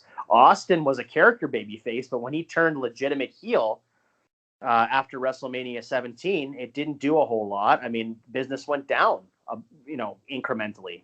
So with Hogan, you're on top with him as a heel, on top with him as a babyface. I think the argument's there that Hogan's the best to ever do both. The only argument that I would even entertain other than Hogan is for people, I don't want to say in the South, but in the Southern wrestling regions with Ric Flair. Because Ric Flair did both very well too. I mean, he was better as a heel, but he was also a great baby. But Yeah. that's only to a smaller group of people, whereas Hogan was worldwide. Yeah, I can't even agree with that. I'm sorry, but I just, Flair was okay as a face, but Flair was a heel, and Flair was the best at being a heel. I don't think you can compare the two. For me personally, I just don't think that Ric Flair's face run compares to Hogan's whatsoever.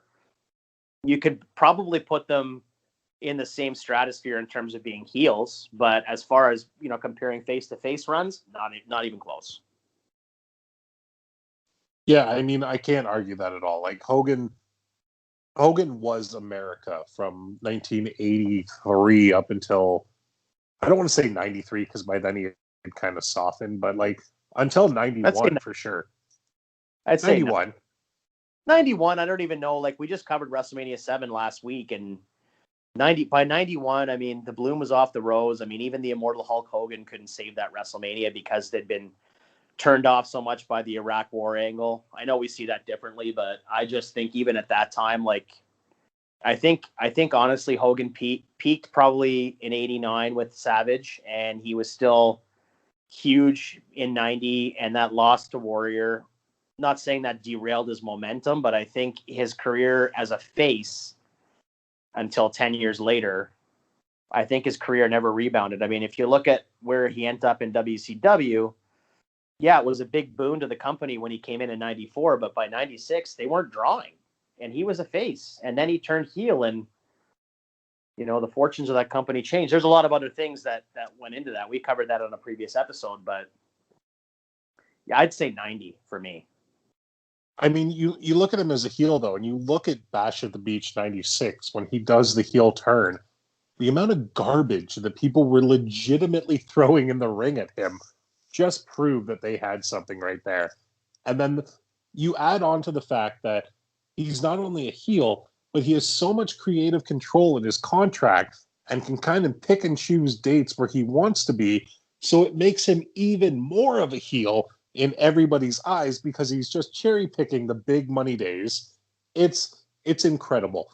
It's incredible that he could do that as a face, do that as a heel, come back to the WWF as essentially a heel, get turned into a face, and then like I know that it to me it was a stupid booking, but a month after this, he would win the goddamn championship again. Like that's how over he was already again in 2002. Yeah, without question. And I think that I know we've been spending a lot of time on this Rock Hogan stuff, folks, and I'm fine with it. I know Tyrone is too, because it's one of the most, I would say top 3 most important matches in WrestleMania history. So you know what? We're going to talk about it until the topic. Okay, but hold on. Sidebar there for a second, Jay. Out of the top 3 moments in WrestleMania history, in my opinion, Hogan's involved in all 3 of them. Not for me, but I can see why you would say that. I think that there's a lot of validity to that. I will say, I was just going to say, we were talking that, yeah, we're going to keep talking about this till we, runs its course. But I wanted to also bring to our attention here that pop that Hogan got the next night on Raw in Montreal, it was like 8 minutes, and it was all in real time. They didn't cut. It was and it was legit too. Like you saw him welling up at the eyes. Mm-hmm. Yeah. Without question. So I think that there's a lot to be said about Hogan. And again, I don't want to beat this to the ground, but we're not referring to Terry Bollea, and we're not referring to what Terry Bollea has done or said in his life, pre, post this moment, whatever the case may be. We want to stay away from that. We want to talk about Hulk Hogan, the character, the immortal Hulk Hogan, Hollywood Hogan. We want to talk about those moments, because those moments are what we carry with us as wrestling fans, and we don't want to get boggled down into these conversations that are extremely important conversations. And we've had them privately, both Tyrone and I have, both with other people and with each other. But this is not the point of the podcast to get into the politics of or not politics, but the real life situations. This is important to talk about, yes, but both Tyrone and I agree, I believe, that when Hulk Hogan was on his game and he was at the height of his popularity, man, was he something. Absolutely. And I mean, I can't speak for you on this, but I can honestly say that Hogan is not even in like the conversation for who I would put on my greatest Mount Rushmore of wrestlers type thing. Like I wouldn't put him on there as for many reasons, but I don't think Hogan was a great in-ring worker. Hogan had the psychology, he had the knowledge, and he knew how to get a reaction out of people. All he had to do as a babyface was go out there, hulk up, hit a big boot, hit a couple of punches, leg drop, and he's the biggest thing in the world. Whereas as a heel, all he had to do was play the biggest chicken shit in the world, eye gouge, rake the back, hit a big boot and a leg drop, and he's the biggest heel in the world. No, that's more or less it. I mean, that sums it up quite well. I will say that I have seen footage of Hogan even in the height of his face run back in the early '90s, working in Japan, and the guy could work. The guy could move if he needed to, and when required, he could work a much different style. And it goes back to a conversation you and I have had previously, actually about Hogan, but more specifically about Steve Austin. That had you had Steve Austin work the ringmaster moveset as Stone Cold Steve Austin, it wouldn't have worked. Could Steve Austin work as a mechanic and work as a really sound fundamental, submission not catch as catch can, but yeah, I guess catch as catch can to a degree. I mean, the type of stuff that you saw him doing in WCW when he was facing Steamboat and the ringmaster stuff in the beginning, it wouldn't have translated to the character he was portraying. So just because Steve Austin became a brawler and, a beer swilling brute didn't, take away from the fact that he could work that style if called upon. It just didn't make sense for the character. And I think that that's something of the same thing with Hogan. Hogan didn't need to do much to get over. He didn't need to do a lot in the ring. And that's, to me, that's smart. You're working those kinds of dates, those kinds of schedules. Do as little as possible. I mean, obviously you want to give the fans, their money's worth, but he wasn't going to be Bret Hart. He wasn't going to be Mr. Perfect. He wasn't going to be those particular wrestlers. He wasn't the workhorse of the card. He was the main event draw, and that's why WrestleMania 3 worked so well. That match, short of somebody dying in the ring, that match was going to be successful because it was the spectacle. It was Hogan Andre. Yeah, I mean, I couldn't have said that better. Like, all Hogan had to do was put his hand to his ear, and people were going to lose their goddamn minds. When you talk about working smart and not doing too much, you look back in like 86 to 88, they were doing double shots. What's that? Matilda apparently agrees. Yeah.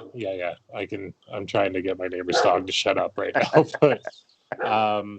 But yeah, like you look at the fact that they were doing double shots there a lot of the time. So Hogan would be in Buffalo in the afternoon, go on at intermission or leave at intermission, and then have to drive down the QEW to Toronto, which is on a good traffic day, a 2-hour drive to get there to main event the nighttime show.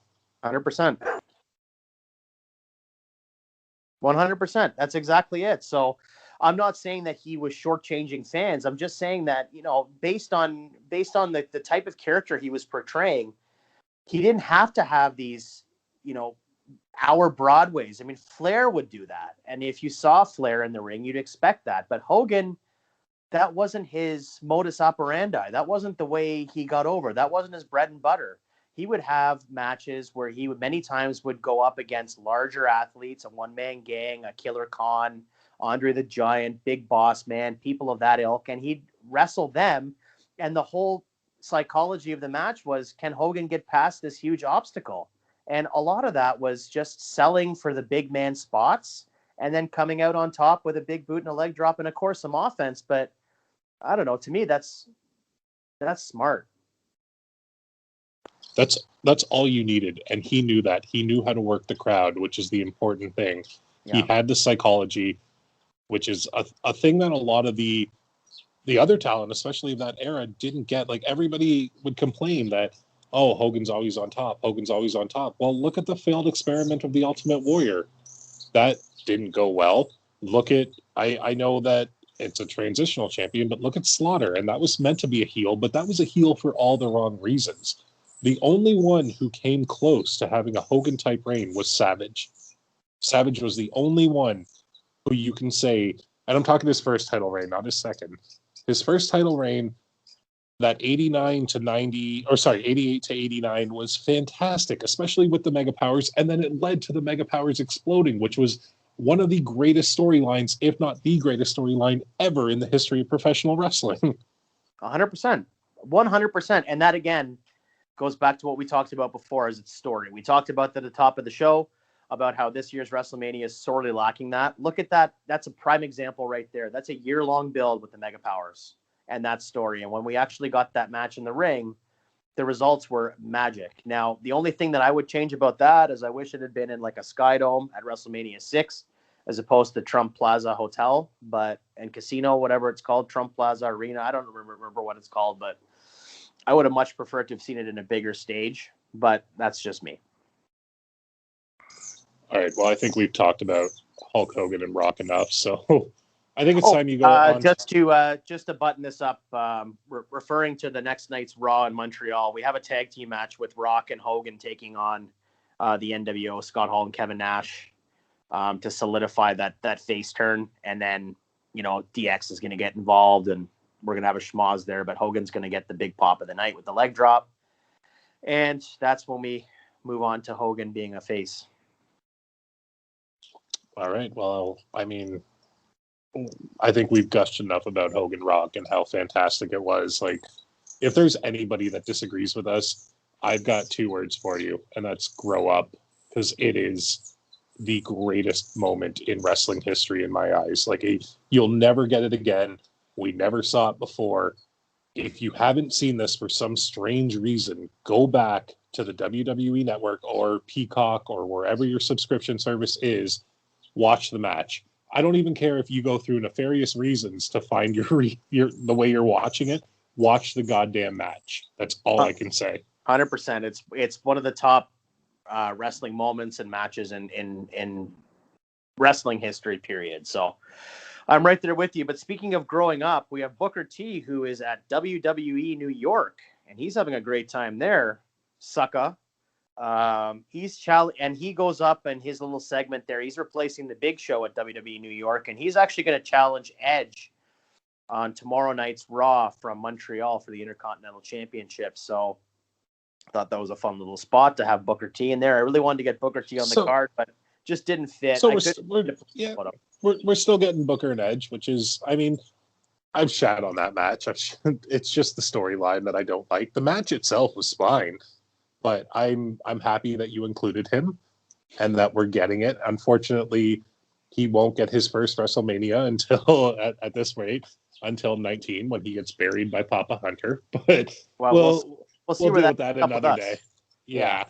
All right. So what's your next match on the card, bud? Well, the next thing important to discuss is that Howard Finkel announces that Canadian sponsor Pizza is proud to announce a new Sky Dome attendance record of 68,237. So I just thought I'd throw that in there because it's a great little moment. I love it.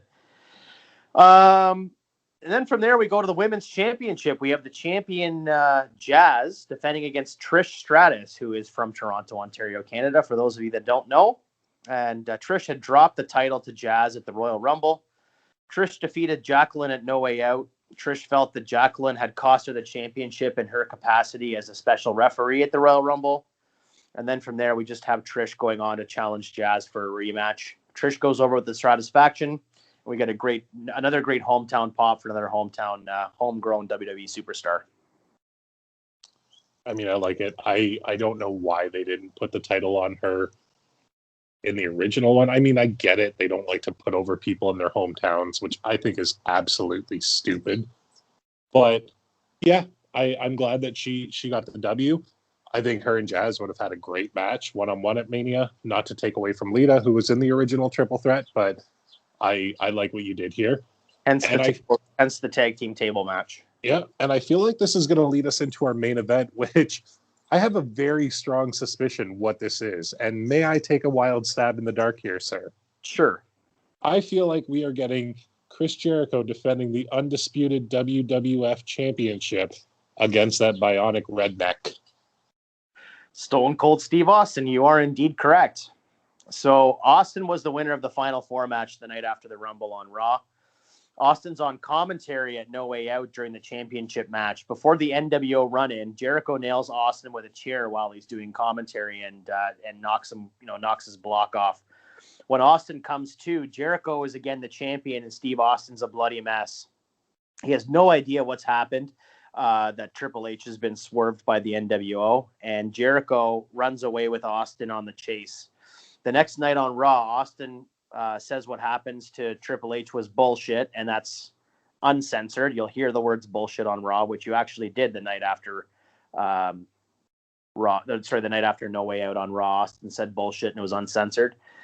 And his attention is now squarely on Jericho. It's a cat and mouse game ensues with Jericho enlisting several WWE superstars to try and slow Austin or even injure him on Raw and SmackDown in the weeks leading up to WrestleMania. Finally, on the go-home Raw for WrestleMania, Ric Flair decrees that if anyone interferes on Jericho's behalf, he'll lose the title. It's going to be a classic match that sees Austin utilize some of his technical moveset from years past, a hard-hitting wrestling match with high-impact offense and gritty submission holds, free of run-ins and all the Attitude Era gaga that's typically presented. It's everything that Rock and Austin 2 should have been the year previous, sans the Vince angle. After the invasion angle, this version of Steve Austin is the closest one that we'll see to Austin since he was going into WrestleMania 14. Austin's all business here, and he just runs through Jericho. It's going to be a really solid match. Jericho's going to have an outstanding showing, but at the end of the day, you're going to have Steve Austin win with a Stone Cold Stunner, and he's going to drink some Canadian Molson beer. Okay, so I have two things on this one that I'm going to just touch on, and that is, I know that you hate the hot shotting of the title. Yeah. And because I took the title off of him at Rumble and you put it back on him at No Way Out, now we're having him lose it again. Do you think that is maybe a little too much? Like, are we giving Austin an actual run with this one? Is Hogan still going to win the title at Backlash? Austin's going to hold on to it. I agree with you. I didn't like the hot shot. So when you took it off Jericho to give it to Trips at Rumble, I didn't like that. But to get to where I wanted to go, I had to hot shot it again. Like, I didn't have a choice. So, I could have booked it in a different way. The way I would have done it originally was I would have had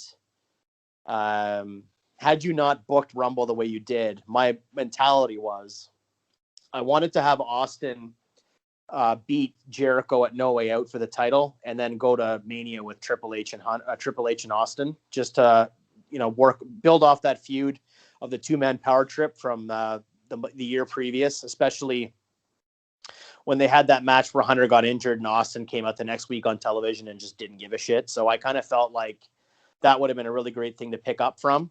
But since you booked Triple H to win the title, I thought, it threw a wrench into a lot of things, and it made sense for me to have Austin go. Jericho was going to lose the title no matter what at Mania. I just didn't think, no offense to Jericho, but I didn't think at this time, with the amount of star power in the company, that this was Jericho's time to have a long-time title reign. We needed to give it to someone else, and Jericho would stay in the picture, but... No, I get that completely. Now, in this booking, because I feel like down the line, we're probably going to do SummerSlam 2002. And I wouldn't be surprised if you pull the rabbit out of your hat that you want to keep this booking going for it down the line too. But does Austin walk out in this booking, or is he with the company through in and throughout? Well, do you want me to tell you where I see this going? Like, where I would book it? Yeah, but let me ask. Yes, I do. But let me ask one more question that I was going to ask originally, sure, and then we'll go into that. Okay. Sure. So I just want to know: do you think that Rock Hogan should have main evented this one, or do you enjoy having Austin Jericho on top? I think if it was Austin Jericho on top, then you're fine having Rock Hogan, like 2 matches previous. I think if it was Jericho Triple H, I think that. See, here's the tricky part, because I like seeing the title go on top, but at the same time, again, no offense to Triple H or Jericho, I just don't feel like Triple H Jericho was a big enough match to close that show. Understanding that the title has the most importance. You know what? In either scenario, I kind of like that The Rock and Hogan didn't go on last. I like where it was placed. That's fair. I'll give you that. I agree with you. I always like the title on last. We've talked about that before, but this is one of those weird exceptions that I wouldn't have been upset if it went on last, but I enjoy the fact that it didn't. Yeah, I enjoy the fact that it didn't either. I think that I think it's much better that it didn't. I think that it holds up as a singular moment in WrestleMania history. I mean, it would as well being the main event, but I don't know. I just think that history's been kind to this WrestleMania in a lot of ways. And I think that the placement on the card feels right to me for some. I can't really explain it, but it just feels right to me that it wasn't the main event. Yeah, I'm not going to argue with you on that. I mean, I do now really want to hear where you see the Austin booking going throughout the foreseeable future. I don't know if you're going all the way into SummerSlam, into Mania the next year. I don't know what you're doing, but lay it on me. Well, the way I see it is I'm going to keep Austin strong with the title going out of Mania, and I'm just going to swap Rock for Austin. So I'm going to have Austin and Lesnar at WrestleMania or at SummerSlam 2002. I mean, Austin has been very vocal about the fact that he had no problem doing jobs to people. It was just the way that everything was set up on Raw, and that he was already burnt out at the time anyway. But to have Brock Lesnar versus Steve Austin cold in a King of the Ring qualifying match on Raw, like there was no build to it. It was just a random match that Brock Lesnar was going to go over on Austin. Obviously, that would have been a huge boon to Lesnar's career, but I don't know. I kind of feel like you have Austin with the championship and you have him hold on to it for 6 months and then drop it to Lesnar. To me, that kind of feels right. And then from there, you can have, either Austin chase the title, or then you can build to a future match with Austin Hogan. I mean, I'm going on this based on the fact that Austin's last match is still going to be WrestleMania 19.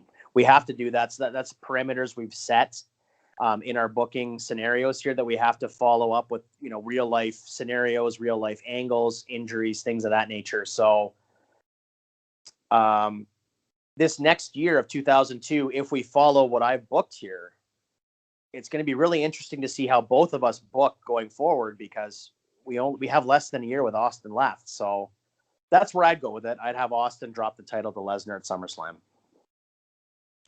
I like that a lot because, as you said, Steve Austin had no problem putting over Brock Lesnar as long as it was an advertised match.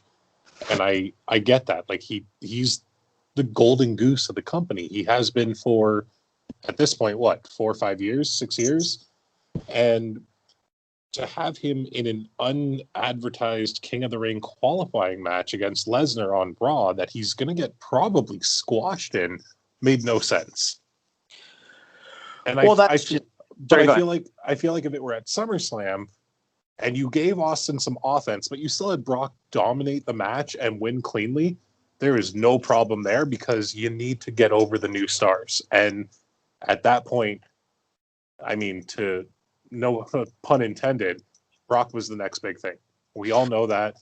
It didn't necessarily live up to the hype of more than like a year and a half, like 2 years after this Mania, Brock was already gone and he hadn't even debuted yet at this point. Yeah, no, it's true. I mean, you still keep the build the same in my mind. You still have Brock win the King of the Ring. And then you have the whole summer. You have June and like better part of June and July and the better part of August to build towards Austin. So that to me is the logical way to do it. So obviously when Austin walked and then you had Rock win the title, like they had to call an audible there. Not saying that Austin would have won the title and it would have been that match at SummerSlam, but I just feel like this was the right way to do it for this particular time frame. I also for sure think that had they booked Austin differently on WrestleMania 18, I don't think he would have walked. I think that he was just burnt out.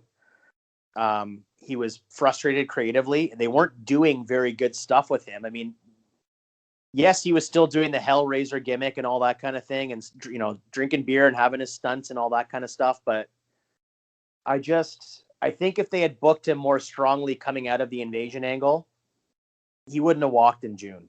And I'm not saying it was right that he walked, but this to me would have been the way to book this card. Obviously, this is revisionist history and fantasy booking, but having Austin super strong in 2000, his act wasn't tired at this point. It was still it's still over today. It's still over as much now as it ever was.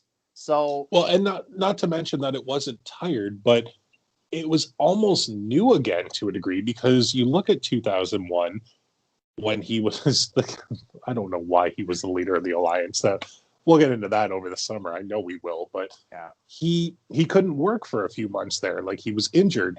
So that's where we got Comedy Austin. And it brought in this new little character that, okay, he's funny too, but we're still scared of him. He's still a badass, but he can make us laugh. Yeah. And I think that was brilliant. And I don't think they did enough with that. I know you and I were both at the exact same, I believe it was a SmackDown taping in 2001 where it was Austin and RVD in the main event. Yeah. And after the cameras went off, Austin just kept calling RVD back to the ring saying, come on, I can kick your ass. And RVD would go out, hit him with a kick, hit him with a 5-star, start walking up the ramp. Austin would call him back. It happened 2 or 3 times. And then finally, Austin grabbed the mic and went, RVD, RVD. And he turns around and he just looks at him and goes, never mind. Yeah, I remember. And that's the kind of shit that made me laugh, because I'm like, all right, he's doing this just for us here. Yeah. It's a great little thing. It shows some more personality. And then all of a sudden you roll into 2002 and he's in the Rumble. He has that great showing in the Rumble. Triple H, obviously, we knew was going to win that one when it happened. It wasn't Kurt Hennig, unfortunately. And then you go into No Way Out, and he was in the main event against Jericho. I believe you had the NWO cost him the title there. Yep. Exactly. And then you could have built to so many different things. Like, again, I'm not taking away Rock Hogan. But there's part of me that's like, what if it were Austin Hogan? What would have happened there? I don't think we would have had the double turn. And if we did, it would have been great, because Austin is a fantastic heel. You let him, he's already been a part of a double turn at Mania. You look at 13 with him and Bret Hart. And we all know I'm not the biggest Bret Hart fan, but you can't hate on that match. That match was one of the greatest things. And I think if you ask Steve Austin himself, that's the defining moment in his career. That's what made him a main event player. So if he had done a double turn with Hogan, where he got booed out of the building, he's just going to turn it around and start talking trash and flip people off and throw beer cans at them. He probably wouldn't have hugged Hogan. He would have stunnered him, and then it would have turned into something else. Like, it's another one of those what ifs that we'll never know. But I think putting him in the middle of the card with Scott Hall was a mistake. Oh, no argument for me. I mean, you have a hot property like Steve Austin, and you have, he was the hottest guy in the company. I mean, yeah, on that night, Hogan and Rock were, without question. I mean, it was to do with the placement on the card, but I think you did a disservice to him without question, having him on that part of the card and having him booked in such a thrown together angle. I mean, you can see it now in hindsight, seeing how quickly thrown together that whole angle was, and having him against Scott Hall. And I understand why they did it. And I understand you wanted to blow off the NWO thing, but I just feel as though with a lot of the NWO stuff, when they came in at No Way Out, I think that they had to have interaction with top guys, but there were so many top guys at that time, so many huge stars at that time. You didn't need to blow through Austin and Rock right away. Like, you could have separated it, kept it, to one guy, keep it to Rock, like I did with this card. Not trying to pat myself on the back, but you do Triple H and Shawn like we talked about, and then you hold off Austin for something else. You don't need to have everything on this card right away, and you're hot-shotting it. You're making it's happening too fast. So I feel as though had they waited a little bit with this stuff and just maybe held off the Hogan Austin match, it's one of those matches I always wish we could have seen. And I did for a couple of minutes toy around with, what do I take Rock out? And I was like, no, there's no way you can change that match. It's perfect. The build had to change, but the match itself is just a moment in time. So how do I eliminate that? So one thing that we haven't touched on yet, sorry to cut you off there, but no, it's okay. One thing that we haven't touched on, the actual debut of the NWO and the WWF, having been say that he's bringing the poison in, and it's going to be the NWO. Did you like that or hate that? Just having them come out at No Way Out and cut a promo. Did you think it was smart? Did you think it was stupid? Would you have changed that? I didn't hate it. At the time, I think I was just so excited about the prospect of those guys going up against like the Attitude Era stars, the Austins and the Rocks and all that kind of thing, that I don't really think I overanalyzed it too much. I was just so captivated by the idea of these guys, touching. In hindsight, I think that they could have debuted in a much more impactful way. Actually, the way that you introduced them was probably the better way to do it. Now, I did not agree with you having Kurt Hennig win the Rumble. I know why you did it, but having them debut in that kind of way would have been kind of cool. Like, I even thought about this earlier today, that with this WrestleMania rebooking, like, let's pretend that the NWO isn't a part of this card and the card is completely separate from this, and you still have, say, Austin and Jericho on top for the title, and then you have Austin win the title and he's smashing beers in the ring and everything else in the Sky Dome, and then suddenly out of nowhere, out of the crowd, Hogan, Hall, and Nash come in and they destroy Austin, and that's how you go off the air, and that's the debut of the NWO.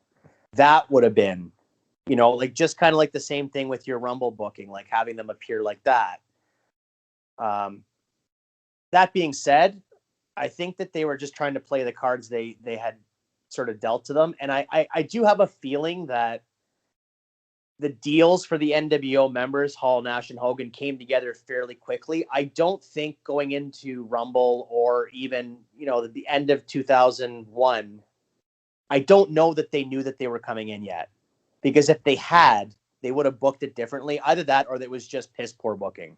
I think some part of me makes me think that this came together really relatively quickly, because otherwise you would have booked it way differently. Wouldn't you think? I think it's a case of piss poor booking.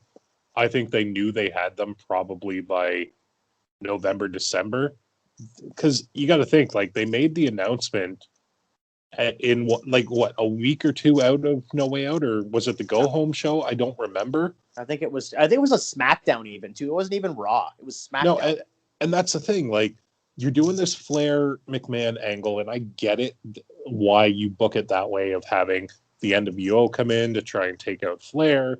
They did it in WCW, but I think that it was a terrible way to debut them. That being said, their actual debut, I didn't hate. Like, them just coming out and cutting the promo of, we're just the boys, we're just here, we're trying to have fun, we're not the boys. I liked that. Yeah. I like that they tried to be like, no, we're the good guys, we're not the bad guys. Yeah. Because it was kind of like the old school NWO, where it was score one for the good guys. Yeah. Yeah. I'll never forget that Rock promo backstage where he was just calling out Big Daddy Cool Diesel. Like, that stuff was just classic. But Razor Ramon, yeah. Chico. Yeah. Yeah, it was what it was. Like, I didn't hate it. I didn't love it. I thought that the presentation of how it was done was dumb, but the final product of it was good. Well, this all goes back to our booking of the invasion angle, and I don't know where we're going to go with that, but I definitely think there's a case to be made that when we do start talking about the invasion angle, we move it up, or not move it up, but move it back maybe 6 months.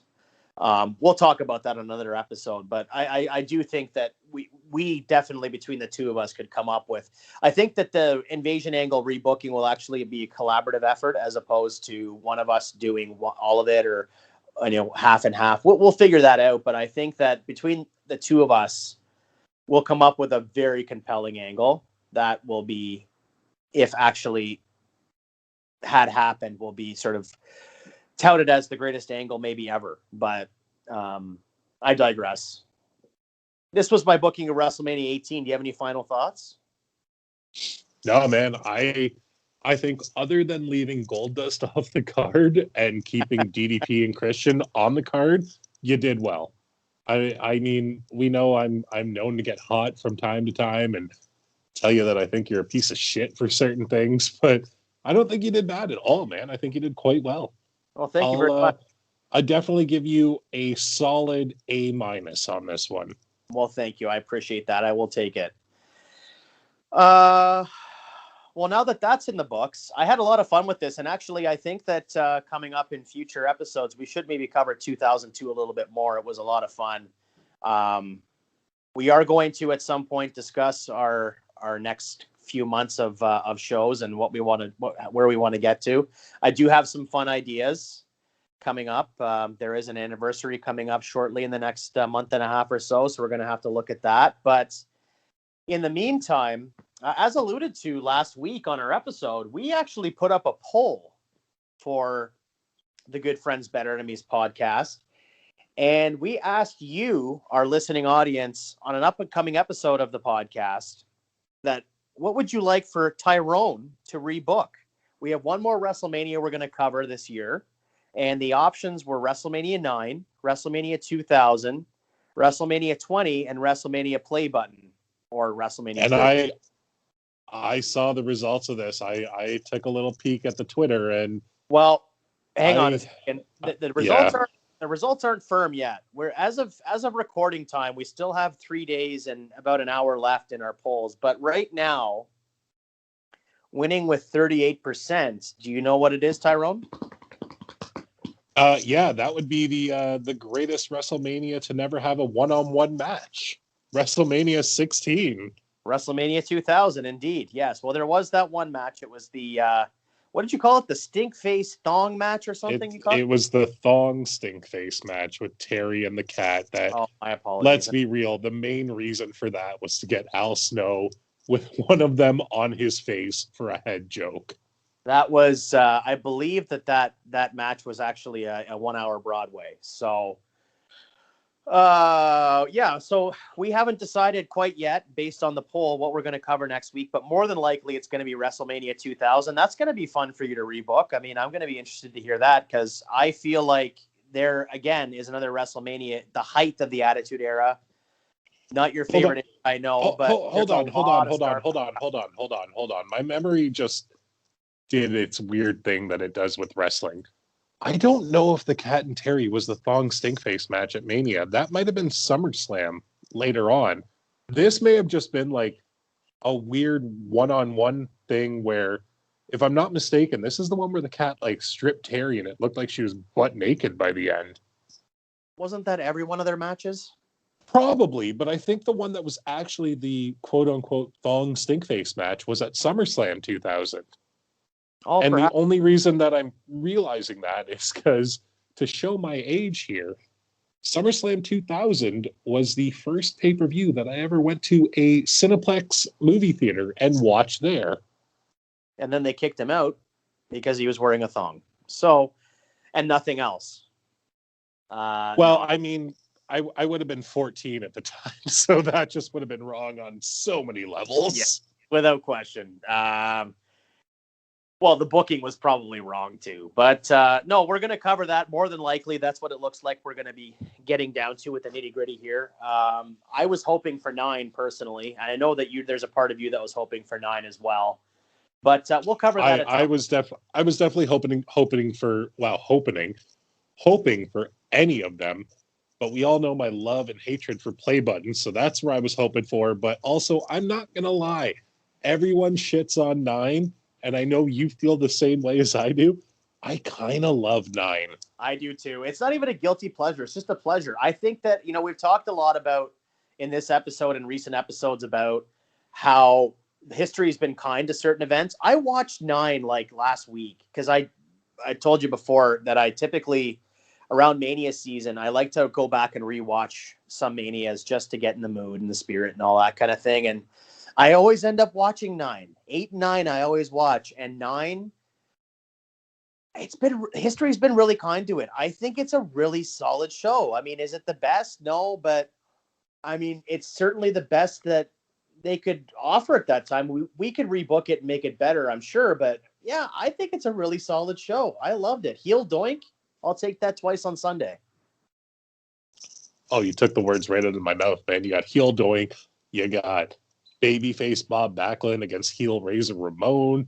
You've got that horrible tag team known as the Mega Maniacs. Like, goddamn, there was so much good and so much bad. Like, I have one word to describe 9, and that's formaldehyde. Not formaldehyde, sorry, chloroform. That's it. Oh, God, that angle was terrible. Giant Gonzalez and Undertaker. I feel like you and I can both agree that was, if there was a low point of 9, that and Hogan were the low points of 9, as we just pretty much bigged up Hogan the entire episode there. Hogan at 9. Yeah, no exactly. Bueno. We totally did. No We totally bueno did. at 9. Yeah, I mean, I think that you and I would probably drastically rebook 9 in much different ways, and it'll be fun to visit that at some point. We have a lot of fun stuff coming up. I mean, folks, we've been doing this podcast since Survivor Series season. We started with Survivor Series 97. We have so much fun stuff on tap. I can't wait till we get into the summer, start looking at Summer Slams. Like, I'm really excited about rebooking some of those. Jay, if I can be perfectly honest with you, I am looking forward to the King of the Ring season. Oh, me too. King of the Ring 95 has been something that Tyrone and I have been talking about. I have been salivating at the mouth for that one since November. Yeah, we've been talking about that. In fact, we were flirting with the idea of having that be our debut episode because we were so looking forward to just ripping that to shreds. But unfortunately, it just didn't make a lot of sense at the time. And to be truthful about it, we were kind of wanting to get into our rhythm and our ebb and flow before we decided to sink our teeth into that particular juicy T-bone that is King of the Ring 1995. So we have a lot of fun stuff on tap. And so as we depart this week from the podcast and we take off, we want to thank you again for your listenership and for your views, your likes, your subscribes. Where can they find us, Tyrone? Oh, they can find us on Twitter at good_enemies, where again, you can vote for that poll for another 3 days. I'm begging you. Well, they can't. They won't. Oh wait, yeah, never mind. By the time this airs, there's no way to vote. Never mind. Just go to Twitter. Go to good_enemies. Like us, you'll love it. Go to Instagram at good_enemies, and on Facebook you can find us at the Good Friends Better Enemies podcast. And as always, we are always available at the Counted Out YouTube channel. All you have to do is like and subscribe. You want to request a show? Drop it in the comments. You want to tell me that I'm wrong? Drop it in the comments. You want to tell Jay that he's wrong? Keep it to yourself. He can't handle that. Fair enough. All right. Well, that's not necessarily true. I just can't handle you booking Kurt Hennig winning the Royal Rumble. But with that being said, easy for me to say, oh boy. For myself, for Tyrone, for the Canadian sponsor of WrestleMania 18, Pizza, and for Hollywood Hogan. Hey, let's give it to him. This was a hell of a night for him and his career, and The Rock as well. The Good Friends Better Enemies podcast thanks you very much, brother.